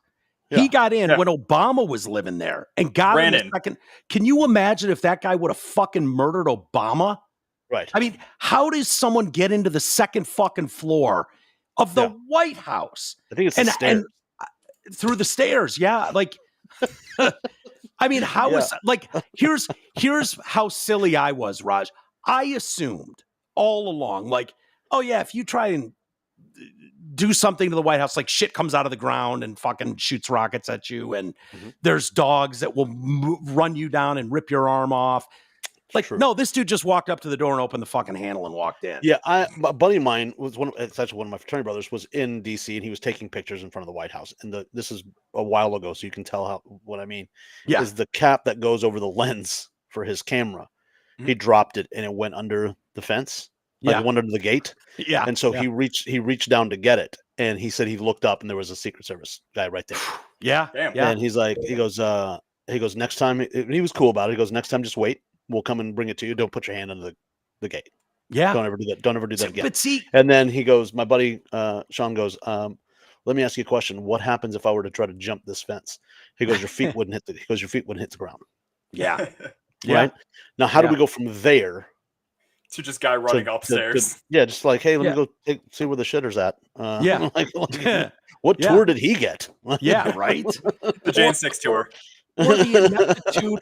And it sounds like, there's going to be guys that come out and tell stories about for years. This is not new.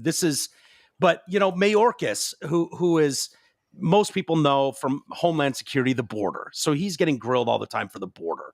Alejandro Mayorkas. Well, a lot of people probably didn't know the Homeland Security director is also the Secret Service. He's in charge of the Secret Service. So he's getting a lot of questions. And his statement is he's really pissed off that people are questioning females on presidential detail. That's his takeaway. That's what he's upset about. Well, I mean, it's not. I'm sure that's a strategy to go, hey, how do we divert? You think? Yeah. So let's talk about how they're not inclusive and they're insulting women. Yeah. Let's do that. Let's it's the magic trick, right? It's the smoke and mirrors. Like, look over there while I do this over here. So that's what's happening. So when you release a statement as stupid as that, when you're like, women, I'm like, all right, man. I'm like, I'm all about equality and fucking whatever you want. I don't give a shit about anything. I'm like, I'm that liberal guy. Like, go fucking do whatever you want. I don't care. But when you can see, you can't outrun tape. When you can see everything, and I know what I'm seeing, and I'm an intelligent person, and I can go, oh, that's not right. Yeah. I don't care what the agenda is, and I don't care what side you're on, right or left or in the middle. I don't give a fuck. Yeah. But if I can look at something and go, that ain't right, doesn't matter who it is. Yeah. That's what I'm saying. Again, it goes to the best of the best of the best. Here's what he said. It's so much easier. And just before it's just so much easier to go, fuck, we fucked up. I'm gonna resign. I'm gonna fire that person. I don't know why they don't do that ever. Do you know how far that would go? Do you know how far that would go with faith in the institutions? If you went, you know what, man, look, I fucked up. I fucked up. I dropped the ball on this, and the buck truly stops with me. That's why I'm tendering my resignation today. And you do. And then people would go, wow, that's stand up as shit. You took responsibility. The buck did stop with you, blah, blah, blah. But no, you don't. And you double down on it like this chick is. And the statement from Mayorkas said, in part, these assertions about women, in the days following the attempted assassination of former President Trump, some people have made public statements questioning the presence of women in law enforcement, including in the U.S. Secret Service. These assertions are baseless and insulting. I don't think that's what most people are doing. That keep, I'm sure the clowns are making jokes about it, like any woman holding a gun's an idiot, like whatever. They're talking about the discrepancy in fucking height. They're talking about this dolt not being able to fucking holster their gun. That was my problem. That's what they're taking issue with. But of course, like to your point, Raj, ding, I don't know where my bell is. He's making it broader, like, oh, you're just attacking women, and this is baseless. These assertions are baseless and insulting. Women serve honorably in law enforcement. Of course they do. Duh. Sure. We all agree with that. No one's saying they don't. Risking their lives and serving their communities all across the country. They're brave and selfless patriots who deserve our gratitude and respect. We in the Department of Homeland Security, the largest law enforcement organization in the federal government, will, with great pride, focus, devotion, and mission to continue to recruit, retain, and elevate women as our law enforcement ranks. Our department will be better for it and our country more secure. Okay. Explain to me how that makes sense. Like maybe your country will, you honestly think by seeking out and hiring and elevating and promoting women, your country is more secure and your communities are more safe. I know that sounds good to say, but I don't know what you're basing that off of. Maybe.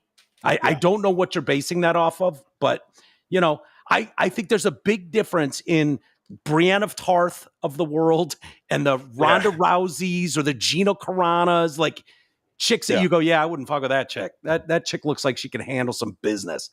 But those are few and far between. Sorry. Yeah. Just are, they just are. Unfortunately, it's how it is. And I will end it by saying, when you're talking about the level of person that I think of it for Secret Service, that man is untouchable by women. Sorry. Like that tough, that level of guy, of man is like the highest level of man is not touchable by the highest level of woman. It's just not physically possible. That's not a knock on women. It all started when we started letting them read. Should have never let them read. Yeah. Barefoot and pregnant where they belonged. You know what I'm saying, Raj? I let her in the kitchen, but once a month we put her in the shed in the back. I'm just saying it just comes down to capability. Like if you're capable, then you get the job. If you're not, then you don't. That's how it should be. That's the way it should be. And if that means all our doctors are Indians and all our mathematicians are Asians, I'm awesome with that. I want to know that when I go and meet this guy and he's talking about my upcoming surgery, he's the best of the best. He's not there for any other reason other than he fucking dominated in his class. Period. That's exactly right. You want to take his job, then go be like his parents and demand excellence in his schooling.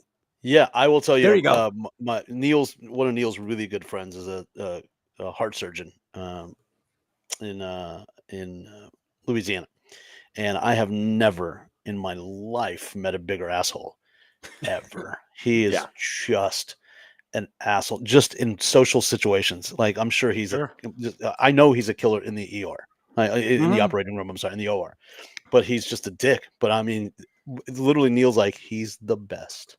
Like when it comes to what he does, and he's is very specific. I can't remember exactly what he does, but like he's the best in that field. Like when I say like there's like maybe like 40 people that do what he do, or 30 people, he's like, but he's in the top 3, if not the top 2. And I was like, okay, then be a dick. I get you. I got it. But you're really, really good at that. So okay, that's. Would you trust your care in that situation to that guy who's a dick and is a dick, or someone over here who's sweet as can be, but finished, lower third of her class and Neil always says this. You know what they call the guy that graduates last from med school, right? Doctor. Yeah. That's so. It is. It's what I mean. It's the same.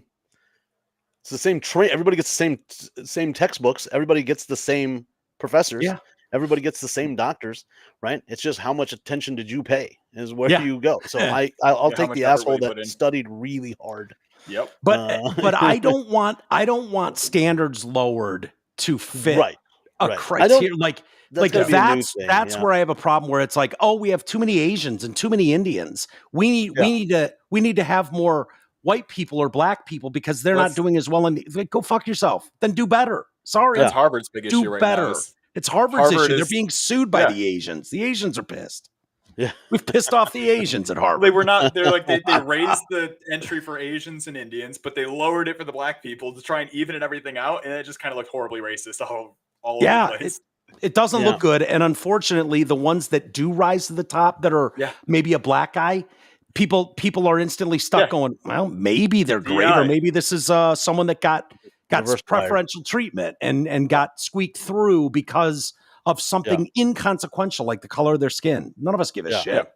Well, none of us give a shit. There's a lot of people that do give a shit. Well, I was just going to say, Raj, if I'm being fair, be honest with yourself. If you walked into a doctor's office and you're meeting a new doctor for the first time and it's a black guy or a black woman and you're just a normal white guy and that's all you know, do you immediately go, "Ooh, shit, wasn't expecting a black dude"?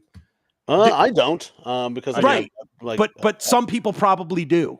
I kind of do. Unfairly. Not bad. I'm never gonna say it out loud, but I will walk into a doctor's office. The doctor's a different color or anything like that. Never going to judge him. I'm going to feel him out first, but I'm always kind of like, oh, wasn't expecting. Yeah, see, maybe the problem is stop feeling them out. Just leave them alone. Let them do their job. I mean, I'll let him do his job. I'm not saying he's not my doctor anymore, but I will go. But you're keeping a close eye on him, Garrett. That's what you're saying. You're keeping a close eye. To be completely fair to that guy, if he walked into I was working at a sushi restaurant or something prepping sushi, and he looked at me and he went, "Oh, white guy." I get it. I totally understand. You've never had sushi in California. Well, that's what I'm saying. Exactly. It's I have to prove to him now that I am capable of making a great sushi. Yeah. Just like I hope he's able to prove to me he's a good doctor. Then we'll all get along great. I think the certificate on the wall that says Doctor Garrett, I think the one that says Doctor fucking wins. I think. Yeah, but you already admitted, Raj. Yeah, you already admitted someone's got to be the worst doctor. Yeah, somebody has to graduate last. Oh, I mean, somebody has to graduate last from it. Yeah, you don't know. I mean, in fairness, if I walked into a sushi restaurant and saw this fucking clown making the food, I'd be like, nah, let's go to a different one. Yeah, I mean, I'd be racist against Garrett. Yeah, so would I. I'd be like, he looks like he doesn't. That's fine. Yeah, if you walked into the finest Indian restaurant in town and you saw, shut up, dude. If you saw me standing there making the Indian food, would you be like, let's try the Indian restaurant down on Sunset because I'm not this one on Vine. No, look who they hired. Here's where my mind would go. Is oh, I bet he's married to the owner. Yeah, that's true. She probably is that they're married and she got him to fucking cook for the first. You are a better man than I am then. I think I would just be who the fuck's this white guy? I think what we've proven, gentlemen, is stereotyping is alive and well in America in 2024. If we're being honest. Hell yeah. All right, let's call it a day there, guys. Thank you guys so much. We could do it again tomorrow if you guys are available. I am available. It's very fun talking to you guys. It's good to be here. I plan to hit the ground running and doing this show and having Raj here, having Garrett here. I send me your emails. I didn't get to any emails today. I'll do them tomorrow. Walters at DetroitCast.com. I can finally get my email thanks to Aaron. I'm getting that again. So send us your thoughts in whatever. And with Garrett, Raj, me, it doesn't matter. And let's shoot for again tomorrow, boys. And thanks for everybody for your patience and hanging in as we make the move and transition. Is there anything else you guys want to say? No, I just it was a lot of fun. I became the new Isis now that Mike told me to be quiet. Well, yeah. Oh boy, I've downgraded. No, you're fine. You're not. You're far from Isis. Far from Isis. I think it's fun. Is any shows coming up you want to push, Raj? You want to mention? I know we have people in Dallas that are listening. Okay, I will be at the Addison Improv this Wednesday, and then I will be at the Plano House of Comedy Thursday through Saturday. Okay. So if you want to come out, just get your tickets. Go online. All the interweb. And it's improvtx.com or Plano houseofcomedytx.net, I believe is theirs. So go check them out and come by and say hi. Awesome. Thank you guys. And we'll see you tomorrow. So Aaron, do you want to kill the stream?